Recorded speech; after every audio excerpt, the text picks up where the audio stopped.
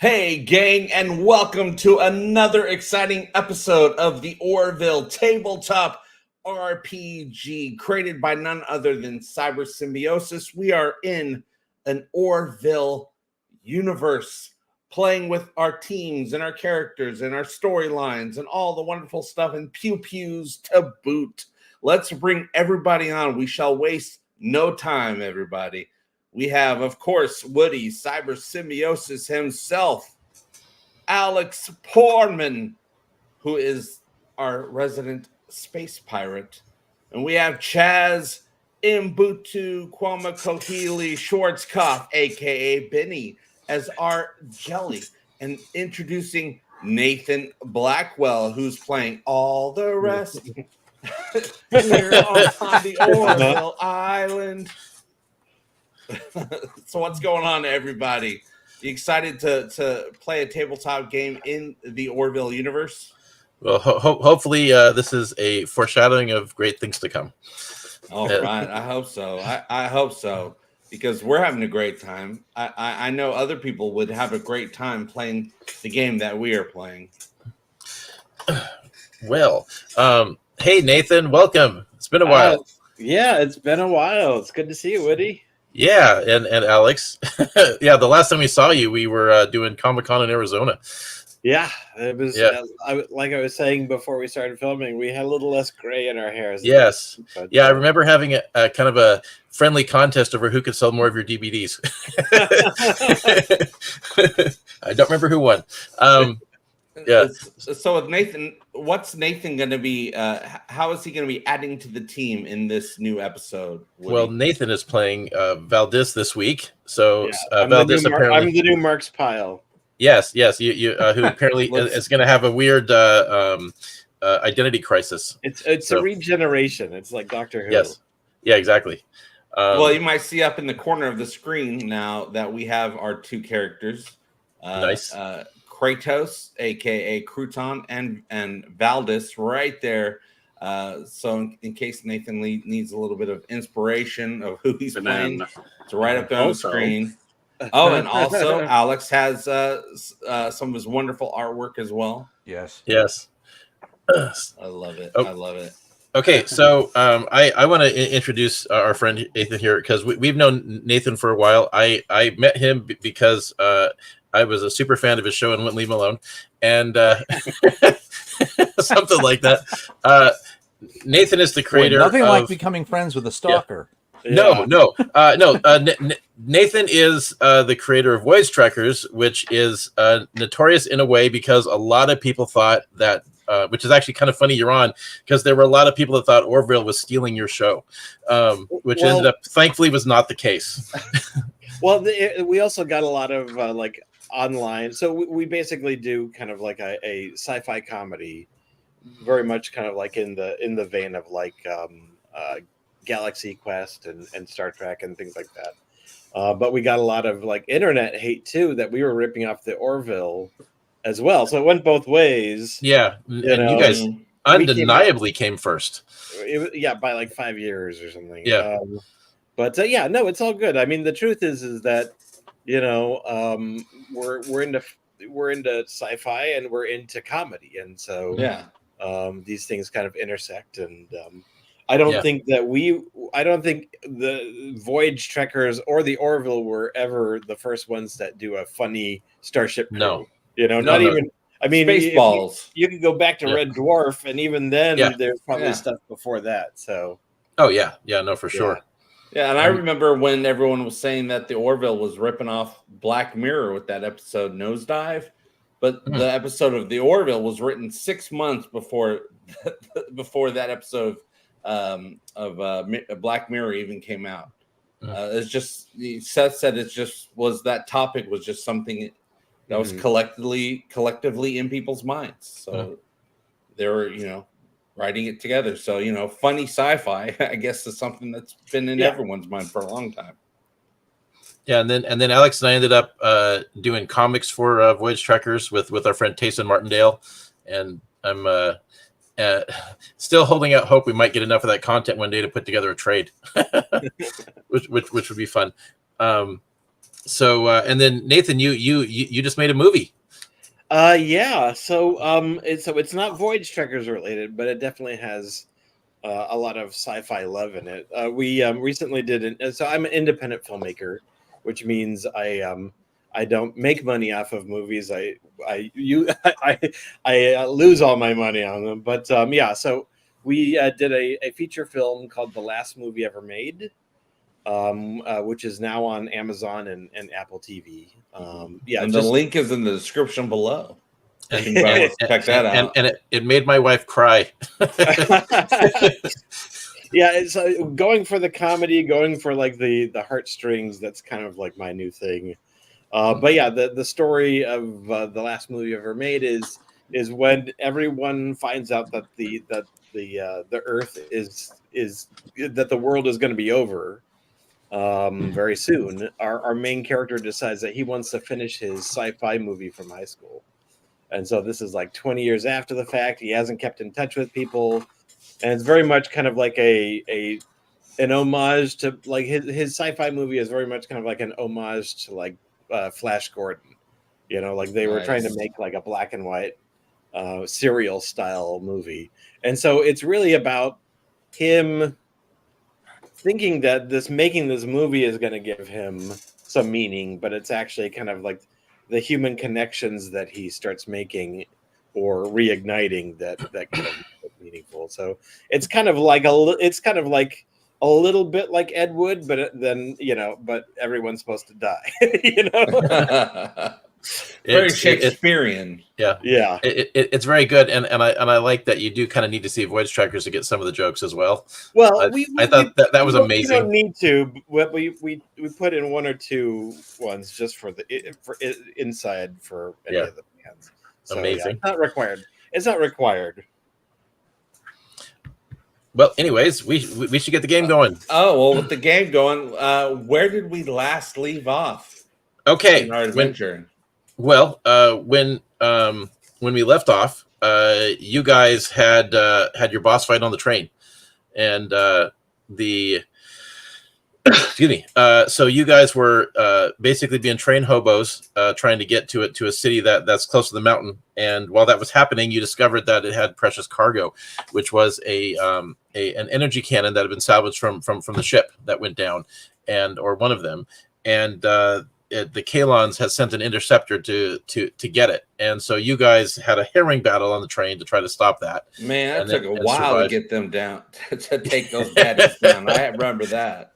Yeah, and then afterwards, you guys end up arriving in the city and meeting a drunk human in the local tavern, who turns out he was actually there to procure that cannon. And one thing leads to another, and you guys end up discovering that there's another pirate group operating on the planet that are involved in basically using this planet as a clearinghouse to sell black market technology to undeveloped planets. And so that's a rather big than no with the Union. Yeah. So rather than following that plot thread to its inevitable end, you guys simply stole a Humvee and just took off to continue your actual quest. Yeah. It's like, F you guys. We got stuff to do. Yep. You robbed them and took their stuff, and you went continuing on to where you guys were headed. So, and I believe you guys have one of the pirate guys who essentially had helped you get this far is passed out. Oh shit, I forgot the name of that guy. But yeah. What was that guy's name? And I just listened to the episode yesterday. Was Dan the pirate? Dan. It was Dan. Yes, that Dan. Sounds right. I knew it started with D. With only one N. And so Dan, you guys dumped him in the back of the Humvee, and oh wait, no. No, he's with you guys because you were concerned that he would just be killed for inadvertently ratting everybody out. Yeah. And then and I believe that Valdis is on the motorcycle and cruising along, and then while everybody else is in the Humvee. And you guys are rolling over the plains. And so when we begin the episode, our actual cold open takes place up in the mountains, where we see a group of, which is the picture in my Facebook right now, but there's a group of locals that are hiking through the mountains up in the snow, and as they go, they there's a strange noise, and they turn to find a massive wolf-like creature bearing down on them. And then as the camera pulls away and you hear the sound of death and screaming and maybe a few blood splatters, we see a scene of the mountains with the burning wreckage of the ship up there, and then the words Tales of the Union episode 6 flash across the screen. And then we cut back to the party, who are currently rolling along on their way to the city at the base of the mountains. And Alex, your character is sitting in one of the seats in the Humvee, and you are poring over that data pad that you found. Right. And you run across a name that leaves you extremely concerned. It turns out that the person that these people are all working for, and is scheduled to arrive on that ship in a couple of weeks to pick up a shipment, is somebody known as Murte. And what's the time schedule look for? You said in a week, or well, they had told you, the lady at the base had told you it would be a couple of weeks that they were expecting the ship, but there's a bit of a range. Like it could be it's not exactly firm, because they don't actually know when the ship's showing up. They're just due to expect it. It could be anywhere from a week to like 10 days. And so, they don't really have any control over, what happens between and there. They just know that they have to have all the stuff ready in time for the, for them to come make the pickup. So, turn and look at Benny. Okay. Hey, Benny. Yeah. What's the likelihood of you could rig up something that could do long-range communication off planet? Well, you guys actually had just done that. That was actually one of the things we forgot to include in the recap. That the radio that had been, you had found the communication system at that base, managed to get a message out to the Union to let them know you were here, and they told you that help is on the way, but at the moment they're not able to re-enter the system, and then you guys scrapped the radio to prevent them from being able to make contact with the very person who's on his way here to pick up the stuff. The irony, of course. Yeah. So being able to rebuild something from scratch, the only way you guys are going to get that kind of communication now is to get up to the wreck of the ship. So, so I did say that, and I'll say with some spare parts from the ship that crashed, do you think you could rebuild a secure line? I think I got that covered. And then a little subtitle underneath to see, as long as the dice don't screw me. Yeah, right. I think that would be a fantastic thing to have in movies, is like gamer subtitles. Or like, have the die rolls. Have the die rolls on the bottom of the screen. Yeah. All right. So okay. So as you guys are having this conversation, Dan wakes up in the back of the Humvee and looks around, and he's like, what? Looks like he's finally sobering up, and he's like, what the hell am I doing here? You're fine, Dan. Here, have something to drink. This will make you feel better. Yeah. I think Dan's gonna be problems. He's gonna get in our way. I think I've had enough. Do you guys mind stopping a minute? Why would we stop? No. Can we please pull over? Real quick sidebar. Is there a back door to this? Just Well, it's like a Humvee. You got side doors and windows. I mean, if you want him stripping the paint off, you could do that, but he's asking you guys to stop the Humvee. Well, this might be a great opportunity because we are only bringing Dan with us to stop him from just getting killed in the situation that we're at. We're not in that situation anymore. Yeah, He's hidden. He's out the way. We can drop him off, leave him out. Yeah. Sure, man. We can pull over. Absolutely. Okay. So yeah, so your little mini caravan stops. He opens the door, stumbles outside, and just loses his lunch out on the grasslands. And then and okay, so Nathan, you're on the bike, and they rigged up a sidecar, and you have Kratos with you in the sidecar, who's the Krill, and then he looks over at you and says, I feel like we may have been better leaving him to his fate. Yeah, his fate of just him staying here and us leaving, right? Well, that's one way to handle it. Yeah, I agree with that assessment of the situation. We were only trying to save this dude. We saved him, and now he should be okay to go out on his own. Yeah, any problems he had before this, he's still going to have to deal with. Yeah. That sounds like a him problem. That's that sounds like a him problem. Well, is the party in agreement with that? I'd like to talk to him first, J. Polio. All right. Well, as the finesser, as the finesse talker that you are, you go ahead and talk to him and get whatever information you need. And then he's on his own, that's for sure. Yeah. All right. Well, he's rolled over and he's kind of just sitting there, and he looks like a little bit of a mess, and he's and he sees you walk up there, Cheshire. I say, all right. What do you know about your boss? My boss? Oh, right. The guy that Murte? Yeah, no, he pays well. I mean, just, there's ships that drop off technology. Sometimes we buy stuff from the pirates and that come here, and then we just pack it up, crate it up, and it kind of goes out. He always pays on time. It was I take it you haven't been working for him that long. I've been here a year. The operations are going on longer than that.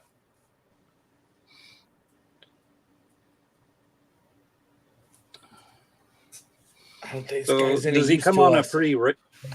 Sorry, what was that? I don't think this guy's any use to us.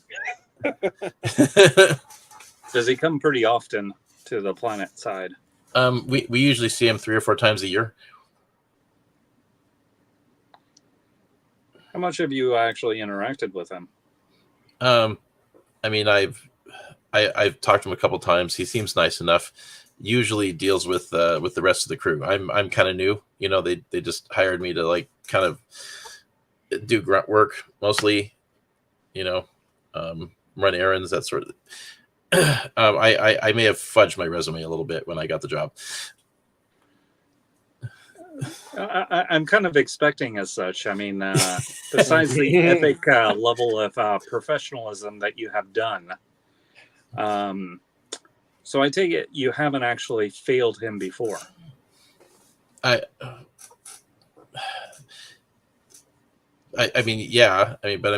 it's the rest of the crew deals with him mostly.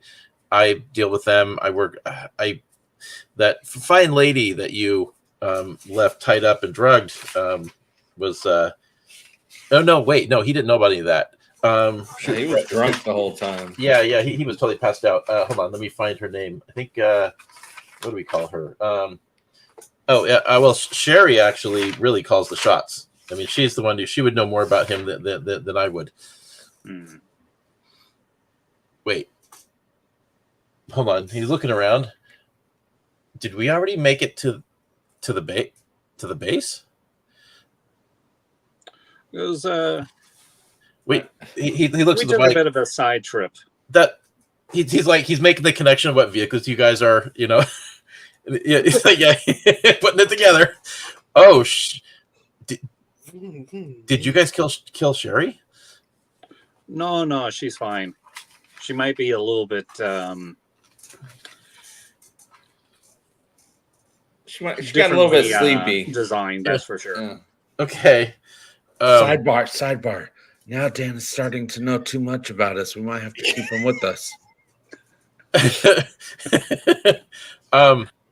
Okay.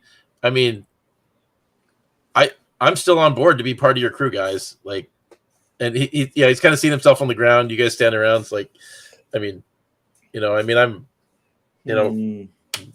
ride or die, right? Team, whatever you are. I mean, knowing that you're not exactly the best of the best, I mean, you definitely would fit in quite well here. But at the same time, exactly what do you bring? I mean, fecal matter from a bovine's rectum isn't exactly a skill that we need any more of. I'm really good at stealing stuff. Okay. Do you have any other actually information on your boss and of the facility of what's going on? Actually, how much do you really know? Okay, so like, I know that he's involved in, black market stuff. Like, he operates this far out because the Union and the Krill don't come this far out. If he, I mean, like, he'd be executed for what he's doing, and he knows it. Yeah, that's quite true. I mean, we're pretty much straight up responsible for that train thing that only exists because we sold the plans to somebody. And we kind of did that on the side. The boss doesn't know that actually was us. Okay, sidebar with the team. Dan, turn around for a second. You're not part of this. You're not part of this one. You guys All can right, just walk team. off. There's no way you can go. All right, Yeah. team. What use do we have for Dan? Like, what's our objective here, and how can Dan be a part of that plan to help us? Well, can't get into much details there, J. Polio, but at the same time, besides like recovering your crashed ship, the individual that's coming is much more of a priority than anything else that's on this planet. Do you think Dan can get us face to face with this guy? Dan's a loser, but he might. Actually we agree. Oh no, I totally get that. I mean, I can smell it from here, and the vomit. Yeah. But at the same time, like, I'm trying to see if he actually has an idea of, like, I don't think he actually knows what he got into. Yeah, well, maybe if we actually confront these bad guys, we can use him as a stooge. Or a human shield. Yeah. Well, we can't say that out loud if we're part of the Union. Human shield. Yeah, we have morals. So we have to find a roundabout way to make him a human shield. Well, I mean, but by definition, he would be a human shield as he is human. So yeah, there you go. Yeah, it's just getting that shield part activated. Right? Yep. It's going to be important. Maybe we just need another term than shield. Yeah. Defensive human blanket of biomass. A meat barricade. Yeah, if you want to get to us, you're going to have to go through Dan. Barry is making a few comments you guys want to pay attention to. He wants to know exactly what Myrte would be executed for, and he thinks also that Dan might be the only way you have to get to the head to the main guy. Yeah, I mean, I don't know how, but yeah, he knows more than we know. And he's going through the pockets. Is like, ooh, I've got a pager. And he holds up a little device that he had in his pocket. Marte is besides black market, he's a murderer. Right, but various crimes. But this thing's supposed to go off when the ship hits orbit, so we all have time to get back to the base. So we know that he's holding it up, this little doohickey. Do we want to go? I'm confused. Where are we going right now? What are we trying? We're trying to get to the shipwreckage, aren't we? Yeah. You guys are heading up into the mountains to get the shipwreckage in hopes of. The original plan was to recover parts to repair your shuttle. Yeah, but the big bad guy that likes to recover parts is coming. Yeah, and he's going to get in our way. And Dan wants us to go back to the base that we already left. No, he's just telling you guys he has a way to know when Myrte arrives in orbit because they all have pagers. And also as a reminder, Sherry was the only one at that base because the rest of the crew were actually heading for the mountains to start salvaging the wreck. So there's a whole bunch of those guys up in the mountains already. Okay, so we're you guys want to head to the base or try to head to the base? And if we do head to the base, what do we do with Dan? Well, you guys will be turning around. You guys will be turning around at that point. I mean, on one hand, the resources that we can get from the crashed ship would be quite valuable. But also at the same time, this might be an opportunity to take down Mortis.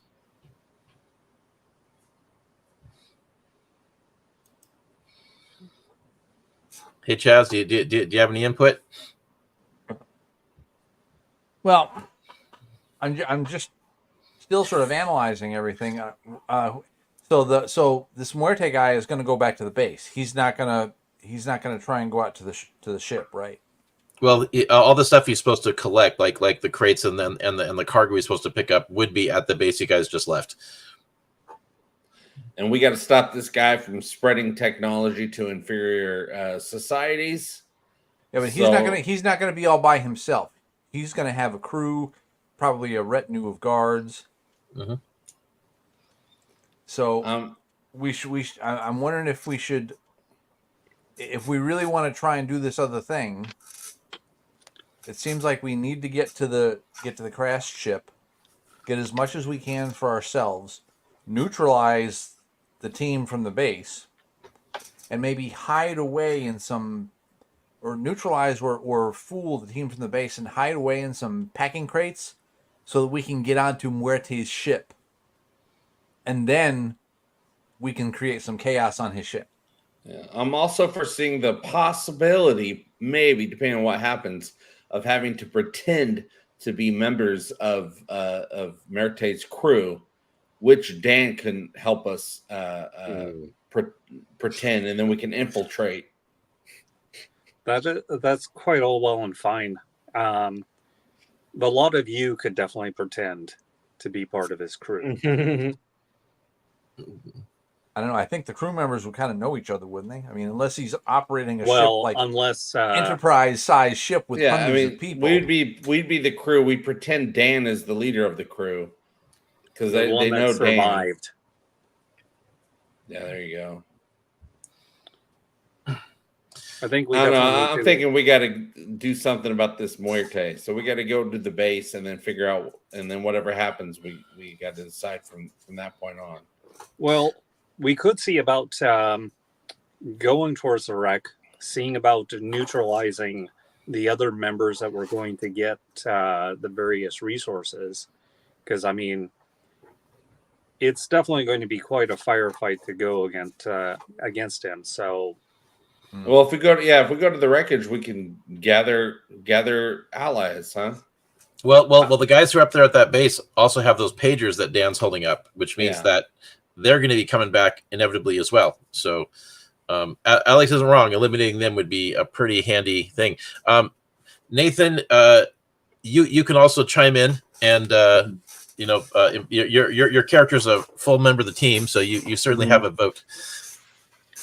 I like the idea of going back to the ship and seeing what we can get there, because we're not, like if we have to take on a significant force, I don't know if we're ready to do that right now. Yeah, and actually, I forgot. Oh, sorry. Go ahead. I was going to say, at the wreckage, we can warn everybody who's there to get ready. If there's any survivors from the Union ship. Yeah, I would think that our big concern is to see if there's any survivors, if they're okay. We can even potentially recruit people if that's possible. That's And what even if there isn't anybody that survived, there'd be tons of technology for us to take and utilize to surprise what's the name? Muerte, yes.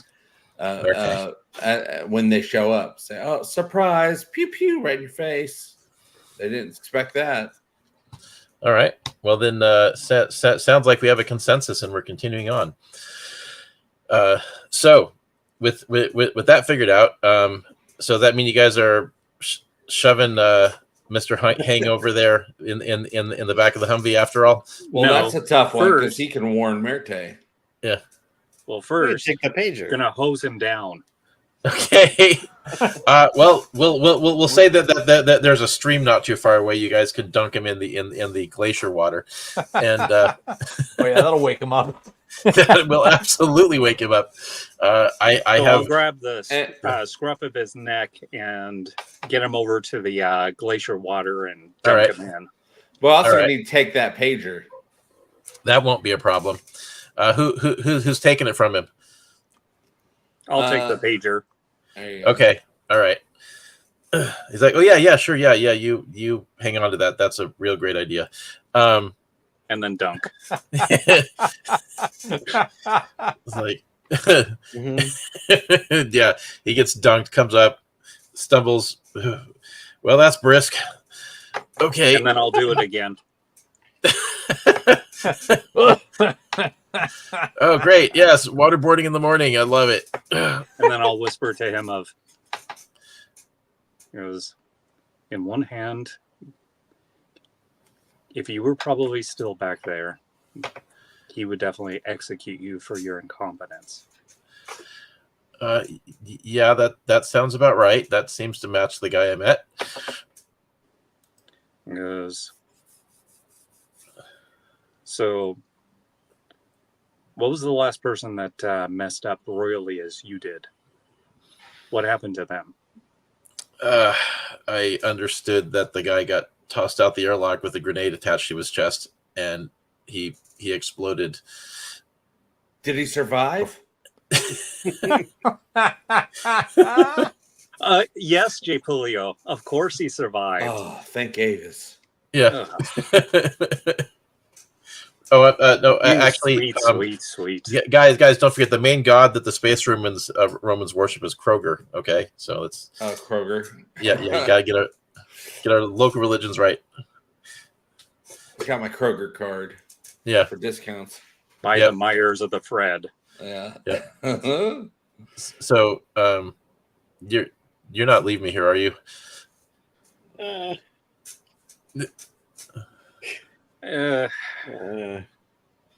You're a twit, but you're gonna come along. Oh.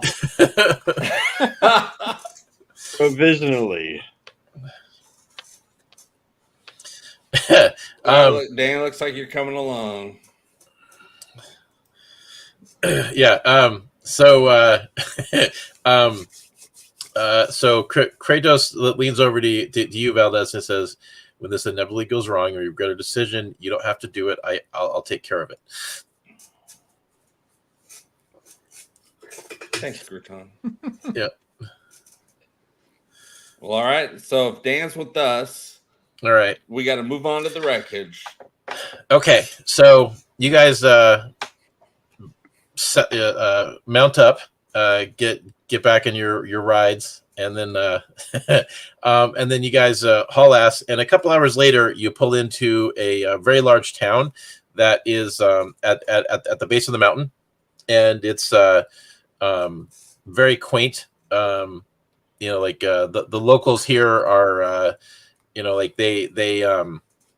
they're like a lot of hunting, some ranching. There's a little bit of farming, but they are clearly mountain people. As you guys were told, it functions partially as a base camp for people that want to head up the mountain, and the place is pretty busy given the obviously a lot of people have come here wanting to go up in mountains and kind of figure out what that thing is that just crashed, which has been for you guys been about a week, and the place kind of has like an Old West boomtown feel right now.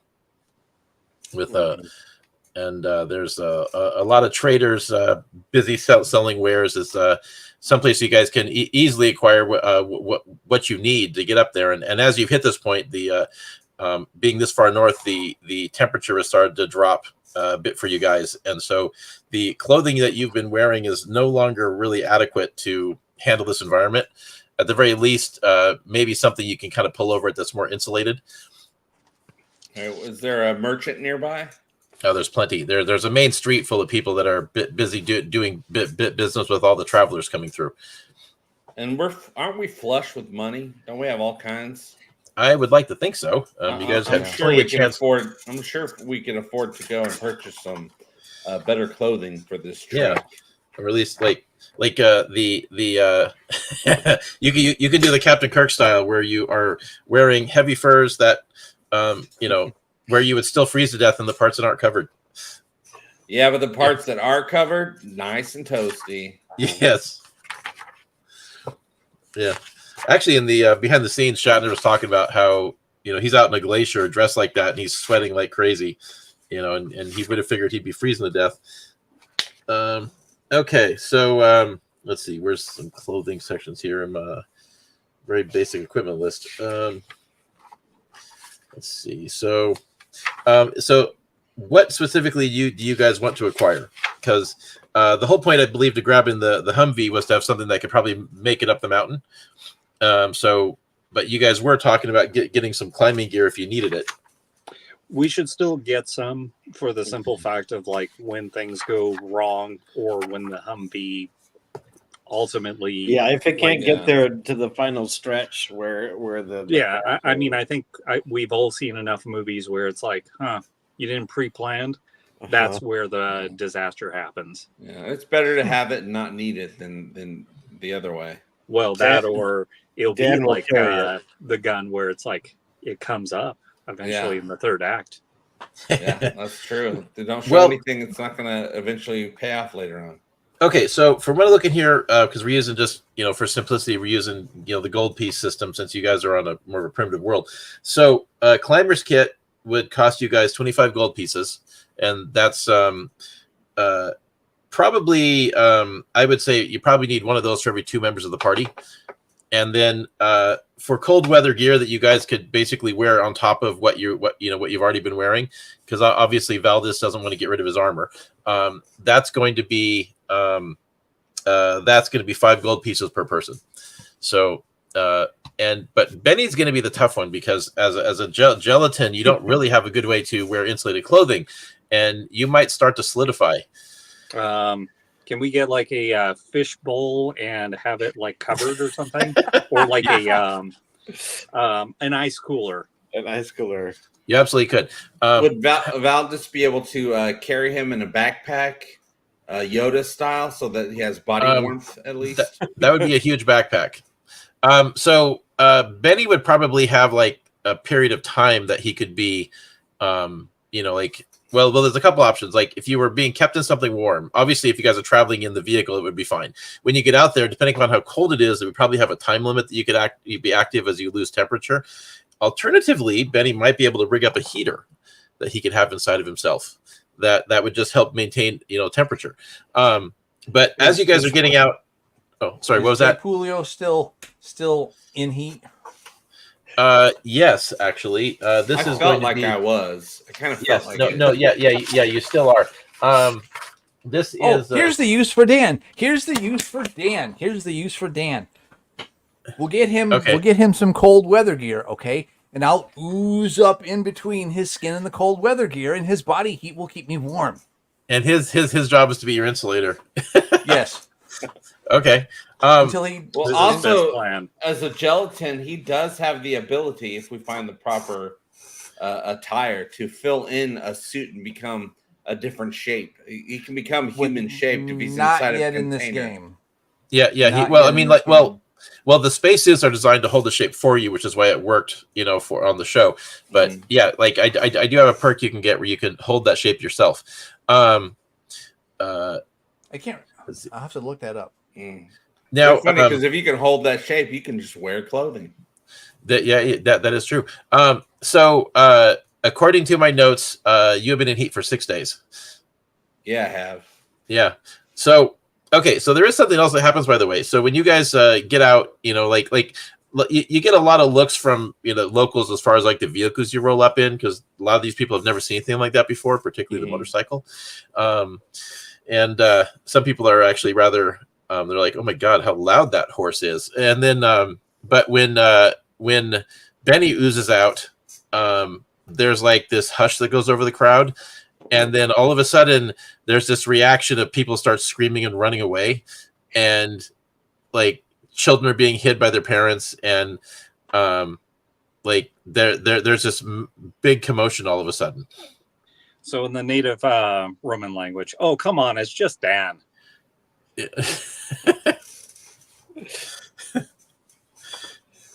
Or Benny. Dan. Well, we have Benny, but we had Dan. Yeah. Dan's still with us, right? Yeah. He's I get it. Yeah. Putting down Dan. Yeah, putting down Dan. Mm-hmm. And then are you guys doing anything in response to this reaction? Because you guys literally are clearing the street. So in the native language, I will be saying of attention citizens, we are from off planet. We are just coming through to check up on the fires that happened up above from the wreckage from space. Well, you're doing that, and people are just staying away from you, and they're backing off. Tell them that we have great riches and we wish to purchase many things from them. Yeah, let's turn it to our advantage. Well, that does get somebody's attention. This one vendor, he kind of like was in the process of buttoning up his shop, and he stops. He looks at you guys, and he walks up and says, "Why is the slime monster not attacking?" Because it's not a monster. It's our pet. Say he's slime friend. Those things cannot be domesticated. I'm not a monster. I'm an independent being.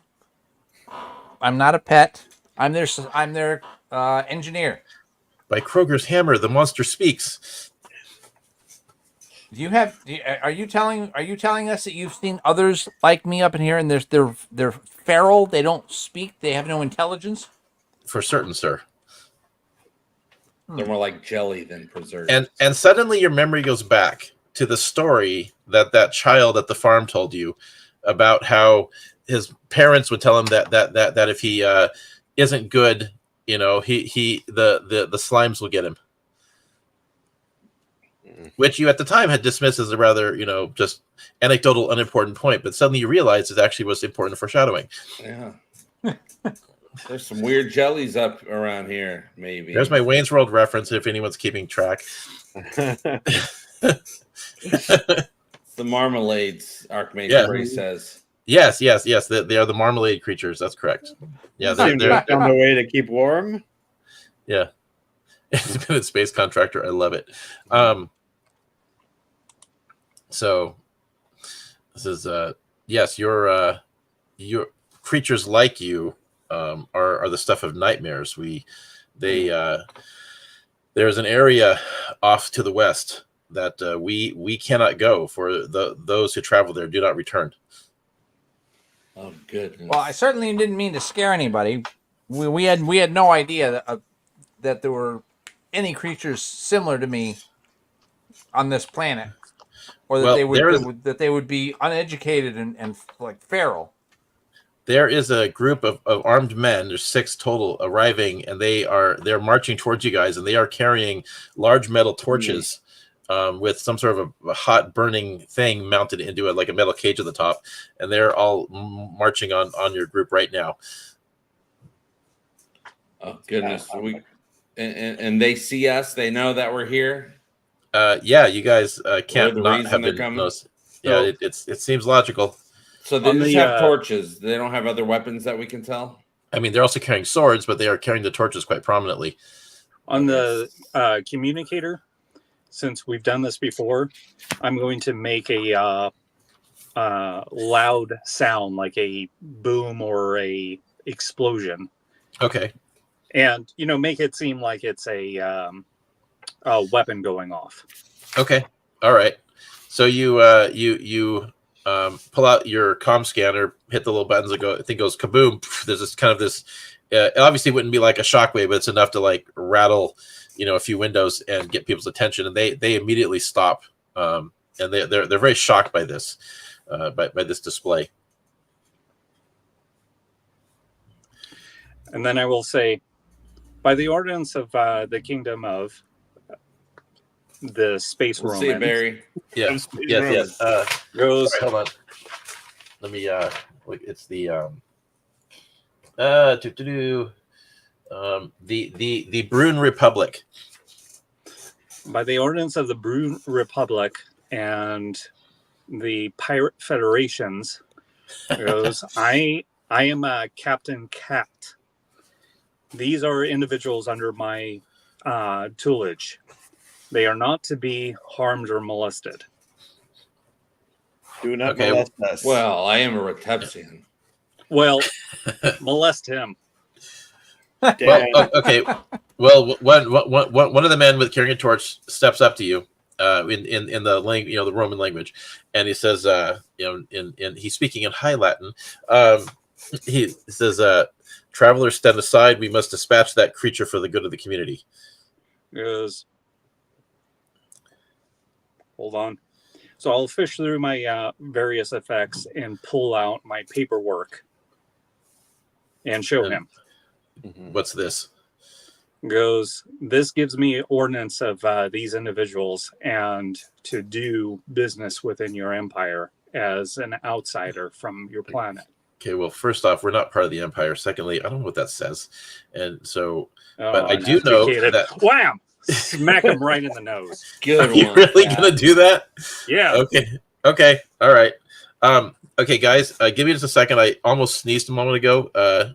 Give me. I need just a second to stand off camera. Now, joys and allergies. Does There it anybody goes. remember how much our cold weather gear was? 5 gold. I'm thinking we're Yeah, having looks a like problem nothing. getting it. Yeah. Oh, Okay, yeah, yeah. haven't gotten it yet. Okay. Sneezing is very uncomfortable for me. Yeah, Okay, these people are in our way, and they're doing this scared villager type of scenario. okay. So are we rolling for initiative now? Well, do I hit him in the nose? Give me a strike roll, Alex. All right. 20 on the dice. Yeah, he does not expect that. You bop him in the nose and he's staggered back. How strong are you? Praise Kroger. Got a strength of 13. 13. Okay, that's be like a plus one, so also, a metal hand.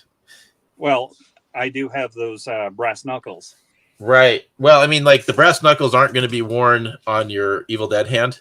No, I Yeah. punch with my flesh hand. Okay. Well, so that's going to be 3 damage then, and you break his nose Dang for right. absolute certain. Alex, by the way, Nathan, you may have missed that episode. He has a cybernetic hand, and it ended up getting damaged in a fight pretty badly. So they patched it back together, and he's been wearing a gauntlet over it to keep it protected. So that's why his right hand is his Groovy. Evil Dead hand. Yeah, groovy is the right thing. Yeah. So, all right. Well, when you do that, the entire group of men, the other 5 of them, immediately draw swords, and it looks like we're rolling for initiative, guys. So let's see the mob. All right. So Nathan, Yep. So I had to go back and double check it. Your rifle actually has 38 shots remaining, Okay. not 44, because it got fired a couple times by marks. And you can fire in a stun mode, in which case you inflict non-lethal damage, so you don't have to burn people to death with it. Oh, that's good. Yes, You don't have to, but you but can. Unfortunately, Kratos does not have a feature on his rifle because he's part of a religious zealotry. So he's firing a good old disruptor, so he'll have to get a little bit more physically aggressive with people. So, all All right. So anybody want to call out an initiative? 19. 18. Wait, hold on. Whoa. One at a time. Alex, go. 21. Okay. JP? It was just the D20, right? Yeah. And then any bonuses that you have. For your agility stat. 17 plus 2, so 19. All right. Nathan, what do you got? 18. 18. Okay. And then Chaz. 19. Oh, okay. JP and Chaz roll off. Just roll a couple D20s, guys. Tell me what you got. 7. 7. 10. Okay, we'll put JP up to a 20. And then, all right. So you guys are really going first. All right, Alex, you are the first one to go. So you are face to face with this dude that you just boxed in the nose. And he says, "How dare you, sir?" I dare. Highly offended. And then I'm going to punch him again. See if I can knock him out. Okay. With also with your left hand with the okay. Give me another strike roll, please.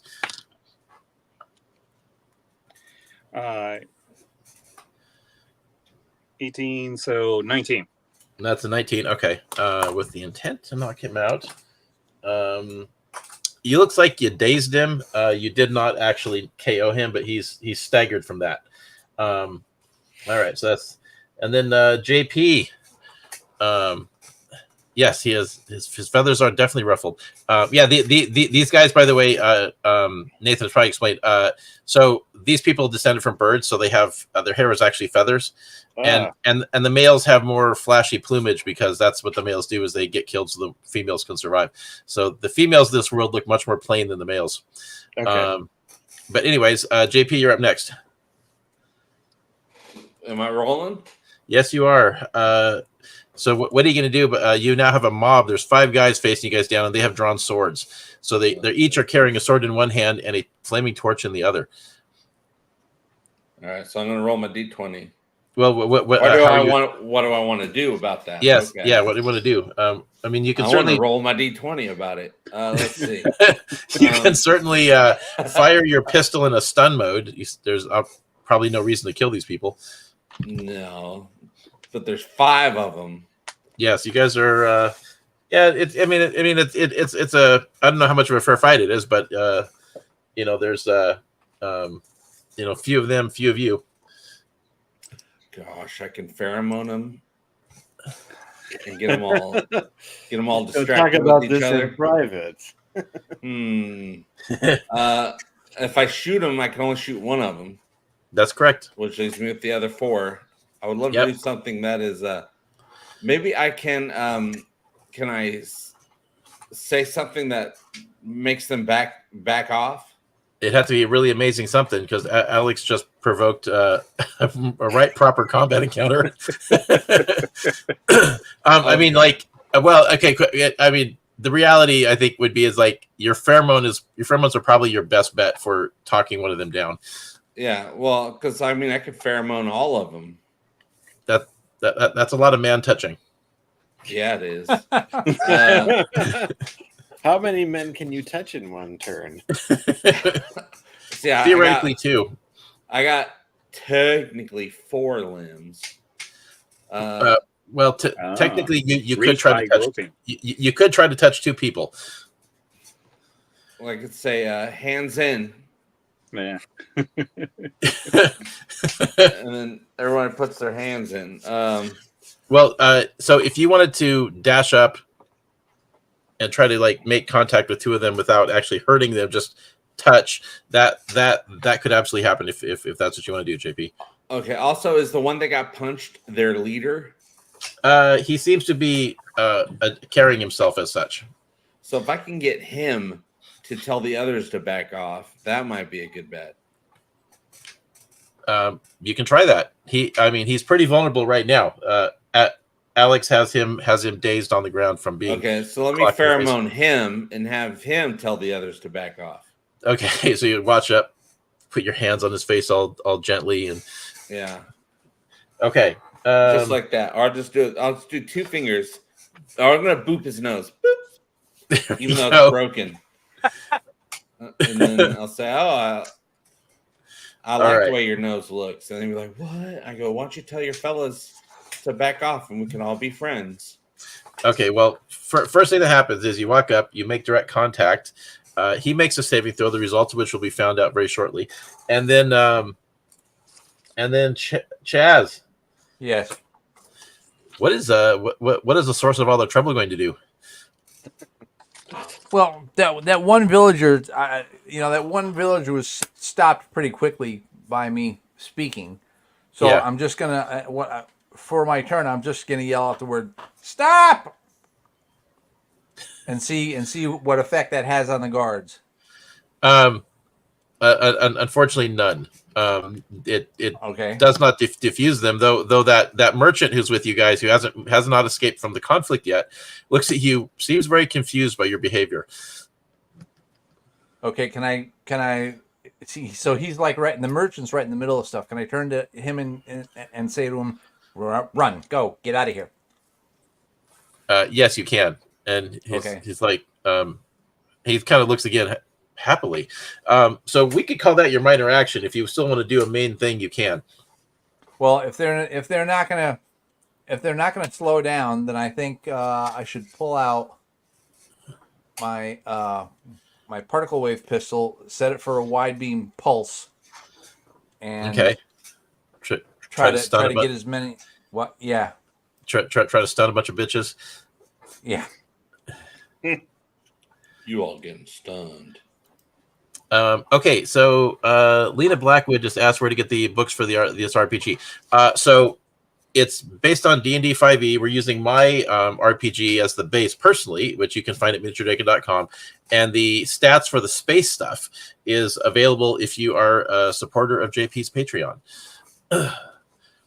There's I believe a link in the description of this video. No, Dwight, you cannot get it at Kmart.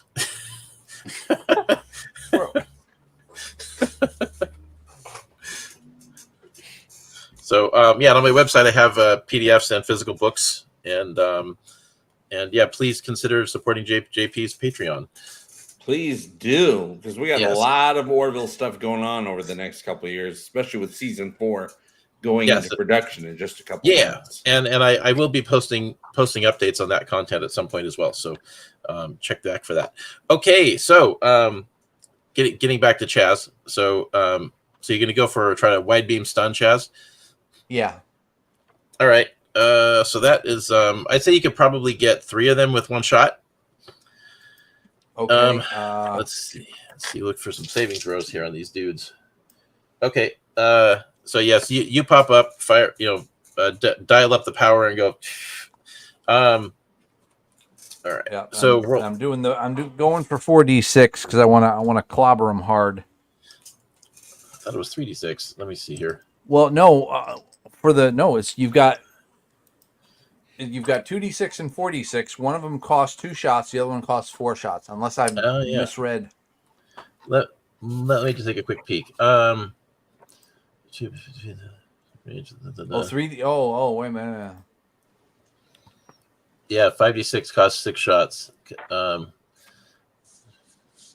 let me see. Yeah. Okay, yep. I did misread that, but I only want to use 4, so I'll do 2d6. Okay. See, doing 3d6 is 4 shots, and doing 1d6 damage costs 2 shots. So you can do 3d6. I only want to do 2d6. So I'll use 2 shots. Well, I've got it on the wide beam pulse. It does 5d6, 3d6, or 1d6. Oh, see maybe I'm looking at the wrong one. Okay, so yeah. Well, I only want to use.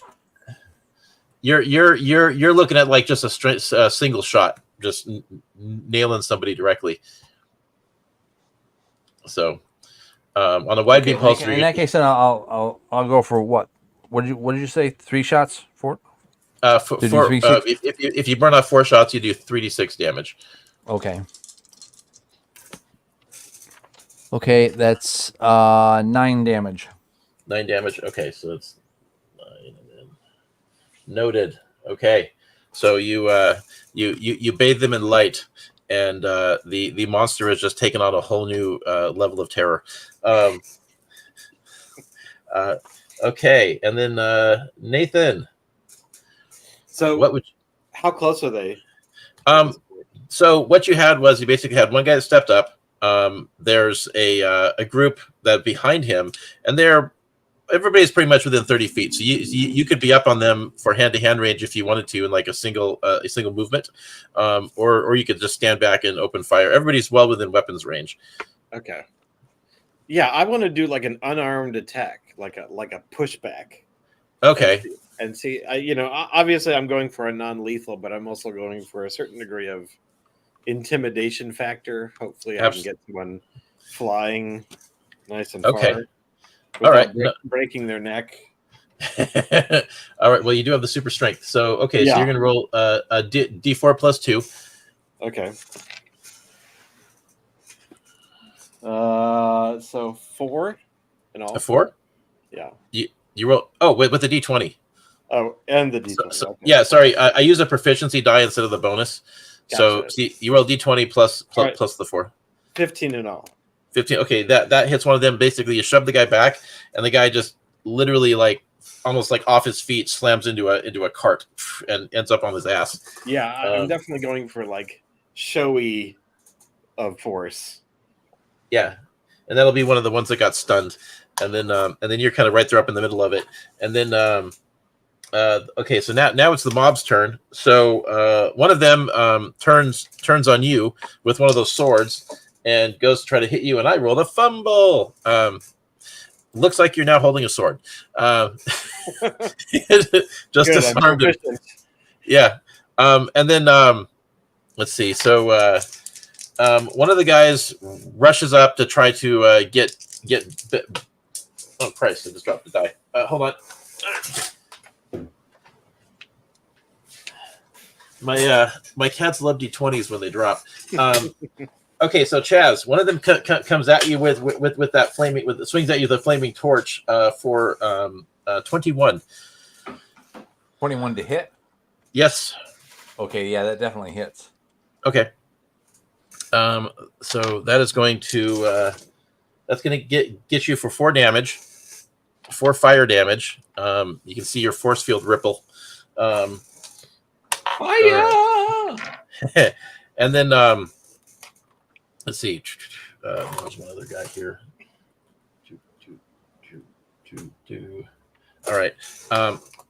Alex, one of the guys is coming after you to try to defend his boss. Only rolls a 13. Does that hit you? 13? Yeah. Let me double check.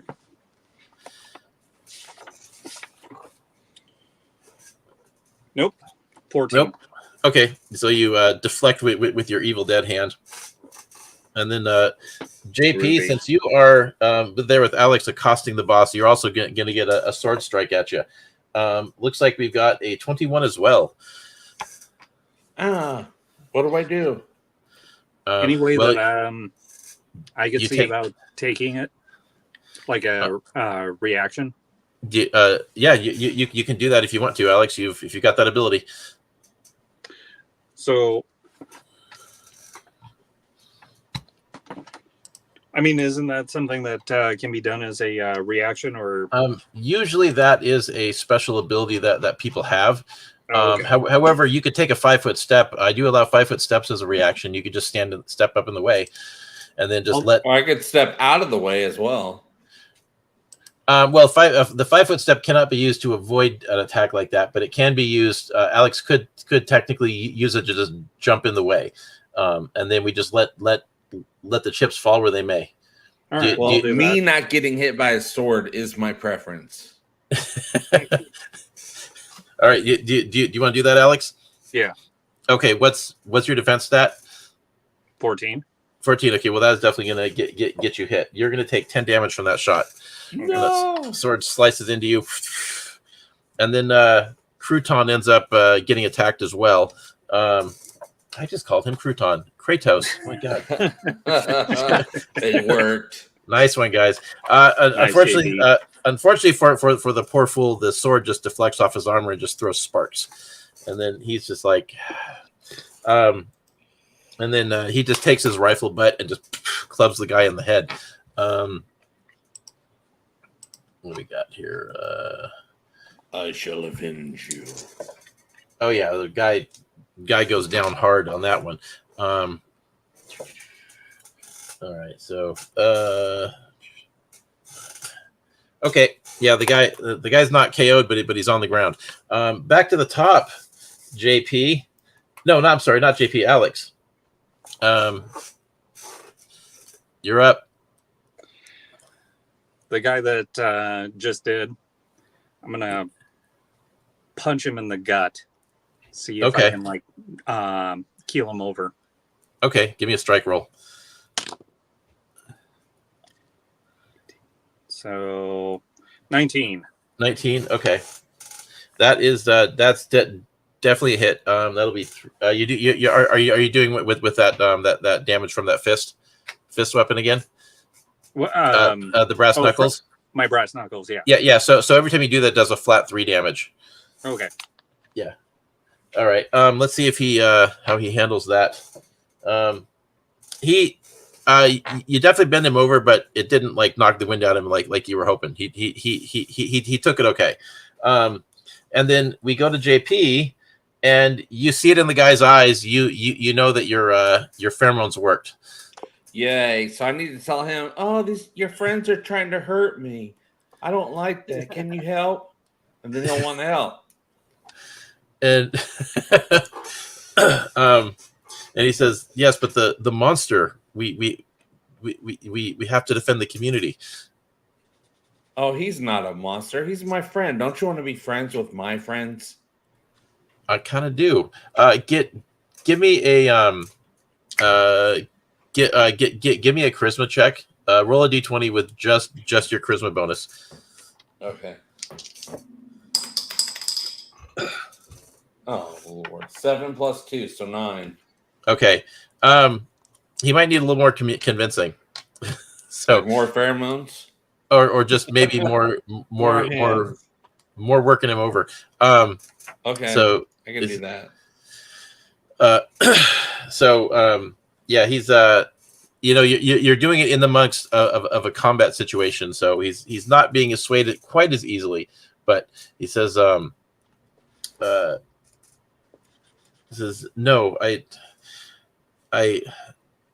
I'm feeling things I never thought I'd ever feel again, but we have to think of the community first. But I am thinking of the community. You're part of the community. I'm always thinking about you.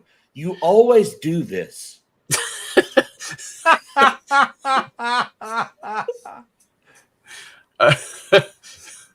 Like, I know. Don't you care about me? You always talk about the community, but I am here, right here in front of you. Like, oh my god, dude. Okay. Hey, Woody. Yes. JP needs a inspiration point. JP for that. Yeah, I'm okay. Fine. JP, you can have a luck point.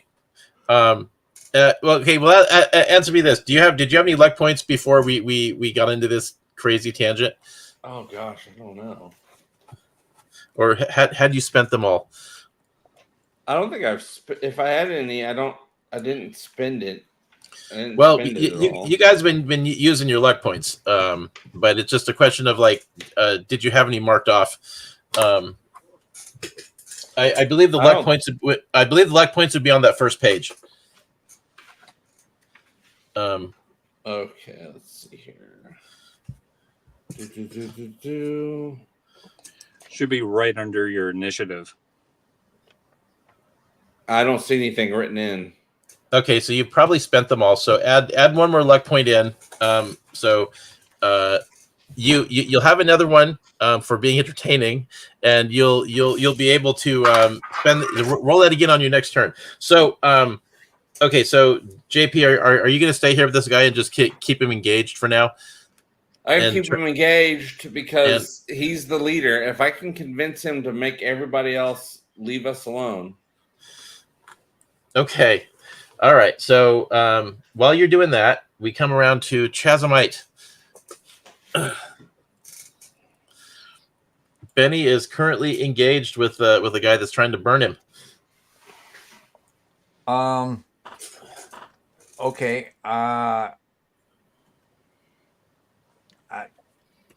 I just want to sort of ooze like out of the way between his legs. Like I think that'd be considered a dodge action, right?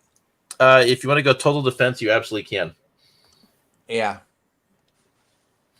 Okay. Let's see. Also, just real quick, a question: wouldn't Benny have the power to like protrude a bunch of different limbs out of his body and spin around and beat the crap out of somebody? I mean, he is allowed to make a melee attack with his pseudopods if he wants to. Yes. Yeah. Well, that's up to him. All right. So you're going to go for total defense. Yeah. Okay. All right. Noted. Trying not to make it worse. I take it. Yeah.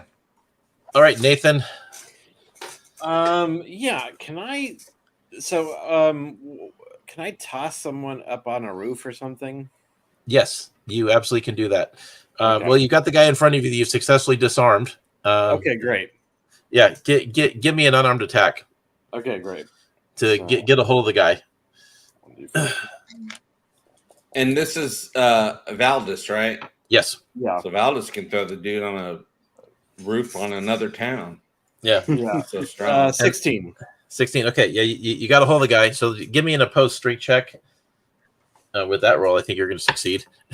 For a roll strength check? Okay. Yeah, just to see if you, because he's going to obviously resist trying to be thrown like that. 12. 12. Okay, I rolled a natural 3. So yes, Okay. you take the guy and you toss him, and he lands on top of a roof. Thud. Yeah. Globetrotter style. Remove him from the round. Okay, so he's got a little X right there. He's pretty much out of the equation, and he ends up like dropping the torch, lands on the ground. Okay, and then now we're back to the mob guys. So, all right, so the guy that you initially shoved sees that, and he comes rushing at you with both weapons, and he's gonna go in for a paired weapon attack on you. After seeing that display, okay, well, so he's encouraged, not intimidated. that one, he's like, we gotta stop these guys. He's made a lot of bad choices. Yes, he has. Well, the first one, the sword strike misses completely, and then his strike with the torch actually does connect, and so you're gonna take looks like just 3 damage from that. Okay. From the fire. And then let's see, Benny, the guy that you're trying to evade, he let's see. What is your defense stat again, Chaz? 16.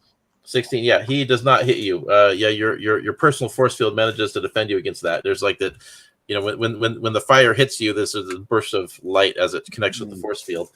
And then okay, so that's Benny, and then Alex, the guy that you just plunked in the gut tries to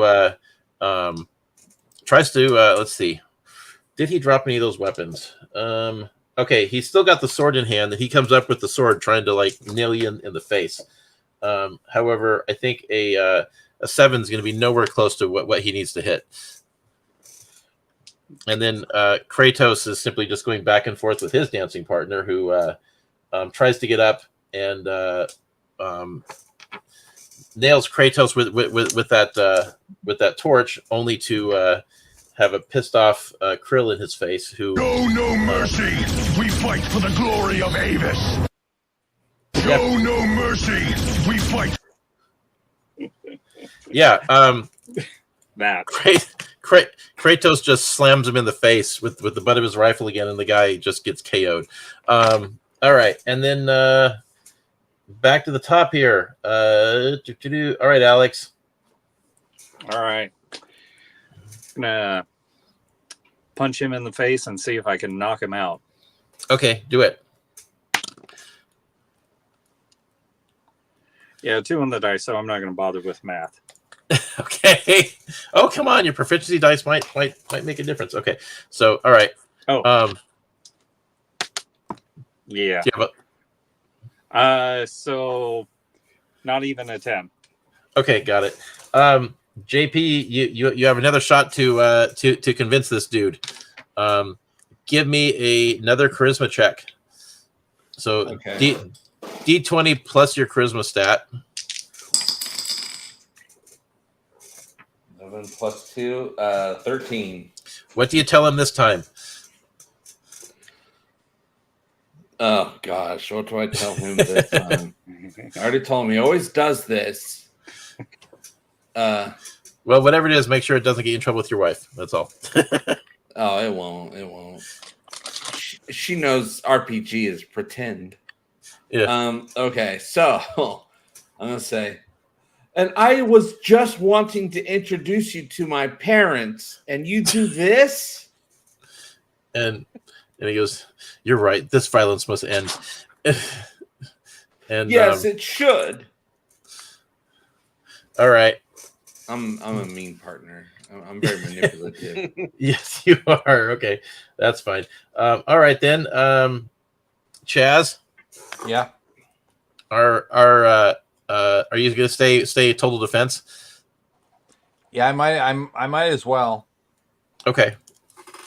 Try to talk the situation. Okay, Nathan, you got that guy up in your face. Swinging the torch. What are you gonna do?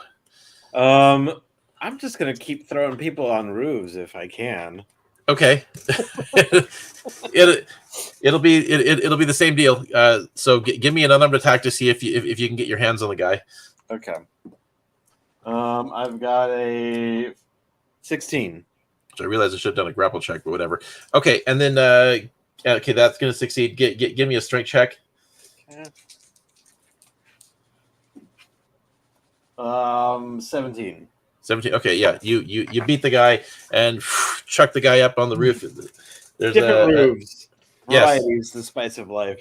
Exactly. All right, good. And then you do that, and then the guy that JP's been talking to gets up and says, "Stop, everyone!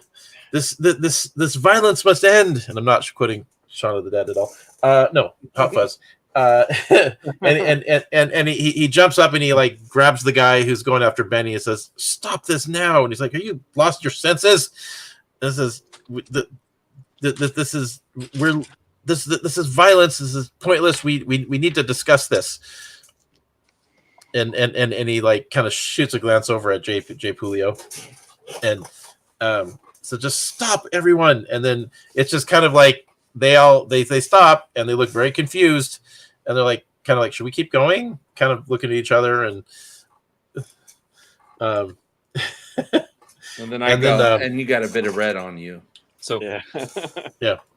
I'll say to the main guy of like, I am so sorry. I didn't. You are right. We should stop this nonsense. And then and so you get. Two guys up on a roof. One guy's KO'd. The other two guys that are fighting, well, they just stop and they kind of back off a little bit, and they just seem really perplexed. Like, what is going on? What is happening here? And then he says, these people have been fighting in self-defense, totally forgetting the fact that he got attacked first. And and that monster has done nothing but run from us. It even spoke. And someone said, all the more reason to kill it. Anybody want to jump in here? This is Benny. He's I definitely am not a not monster. Yeah, I want to appeal to everyone to let them know that Benny is awesome and that he's a friend and not a foe. He's not a monster. He's a decorated officer. Someone yells, I heard that they devoured children. Well, you're on social media too much, sir. This is what we call the fake news. Yeah, that's right. You're being misled.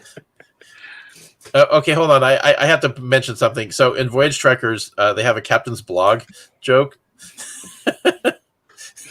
rather than the captain's log. Okay, anyways, back to what we're doing. So there are people coming out, and there is a kind of like a kind of a growing mob of civilian citizens that are like, he's a monster. We have to get him out of our community. Why are you stopping? And there's like just getting even more like just angry people just coming out. You know, it's like you know, the slimes are dangerous. All these things. Well, to be fair, we are trying to leave this town. Yeah. It's a win-win. Okay, well, the merchant that you guys initially dealt with, he comes out and says, "Hold on, people. You just said you want to leave?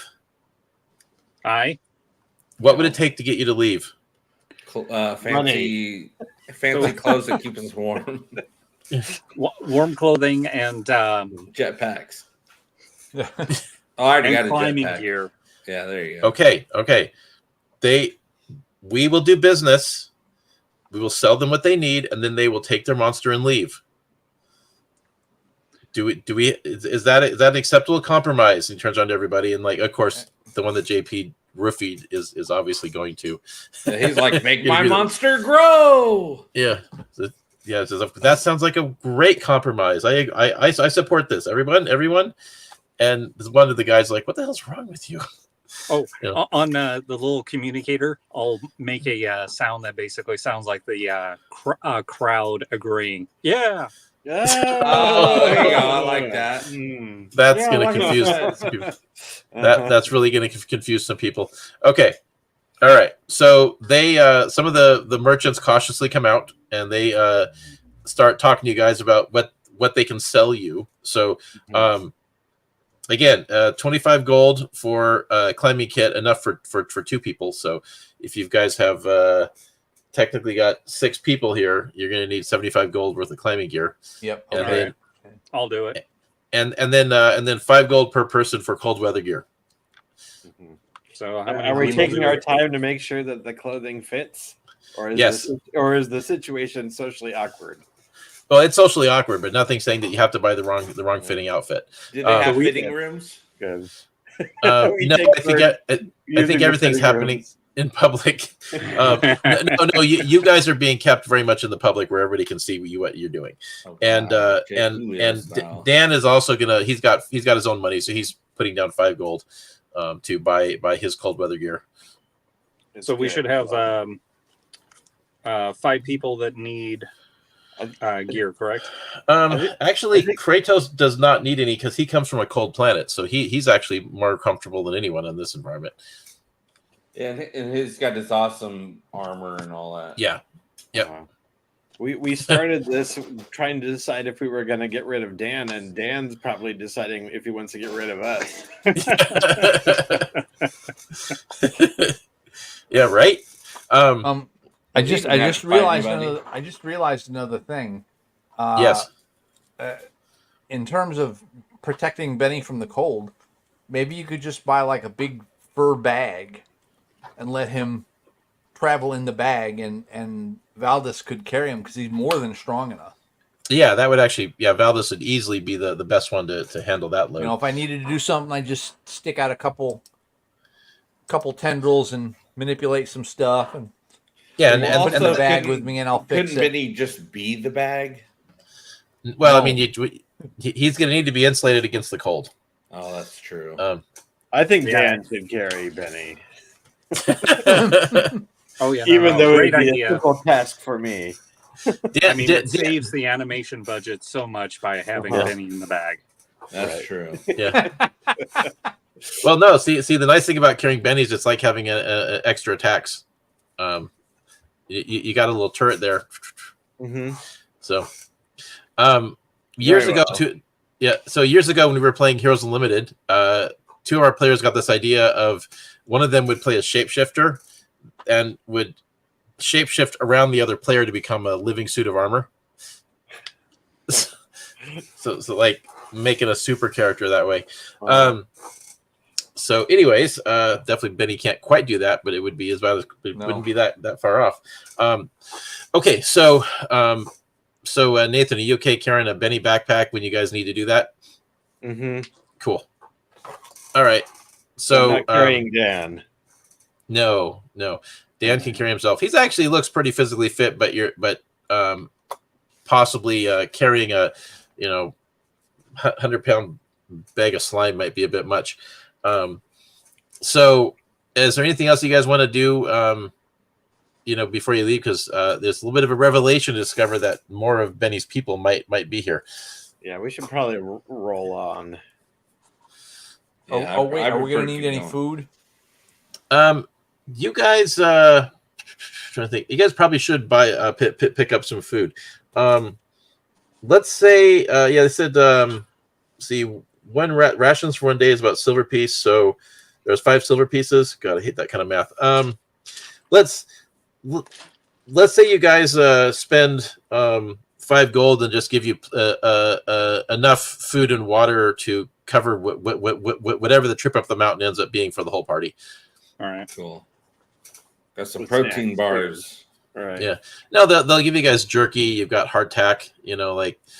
They had like taquitos or anything?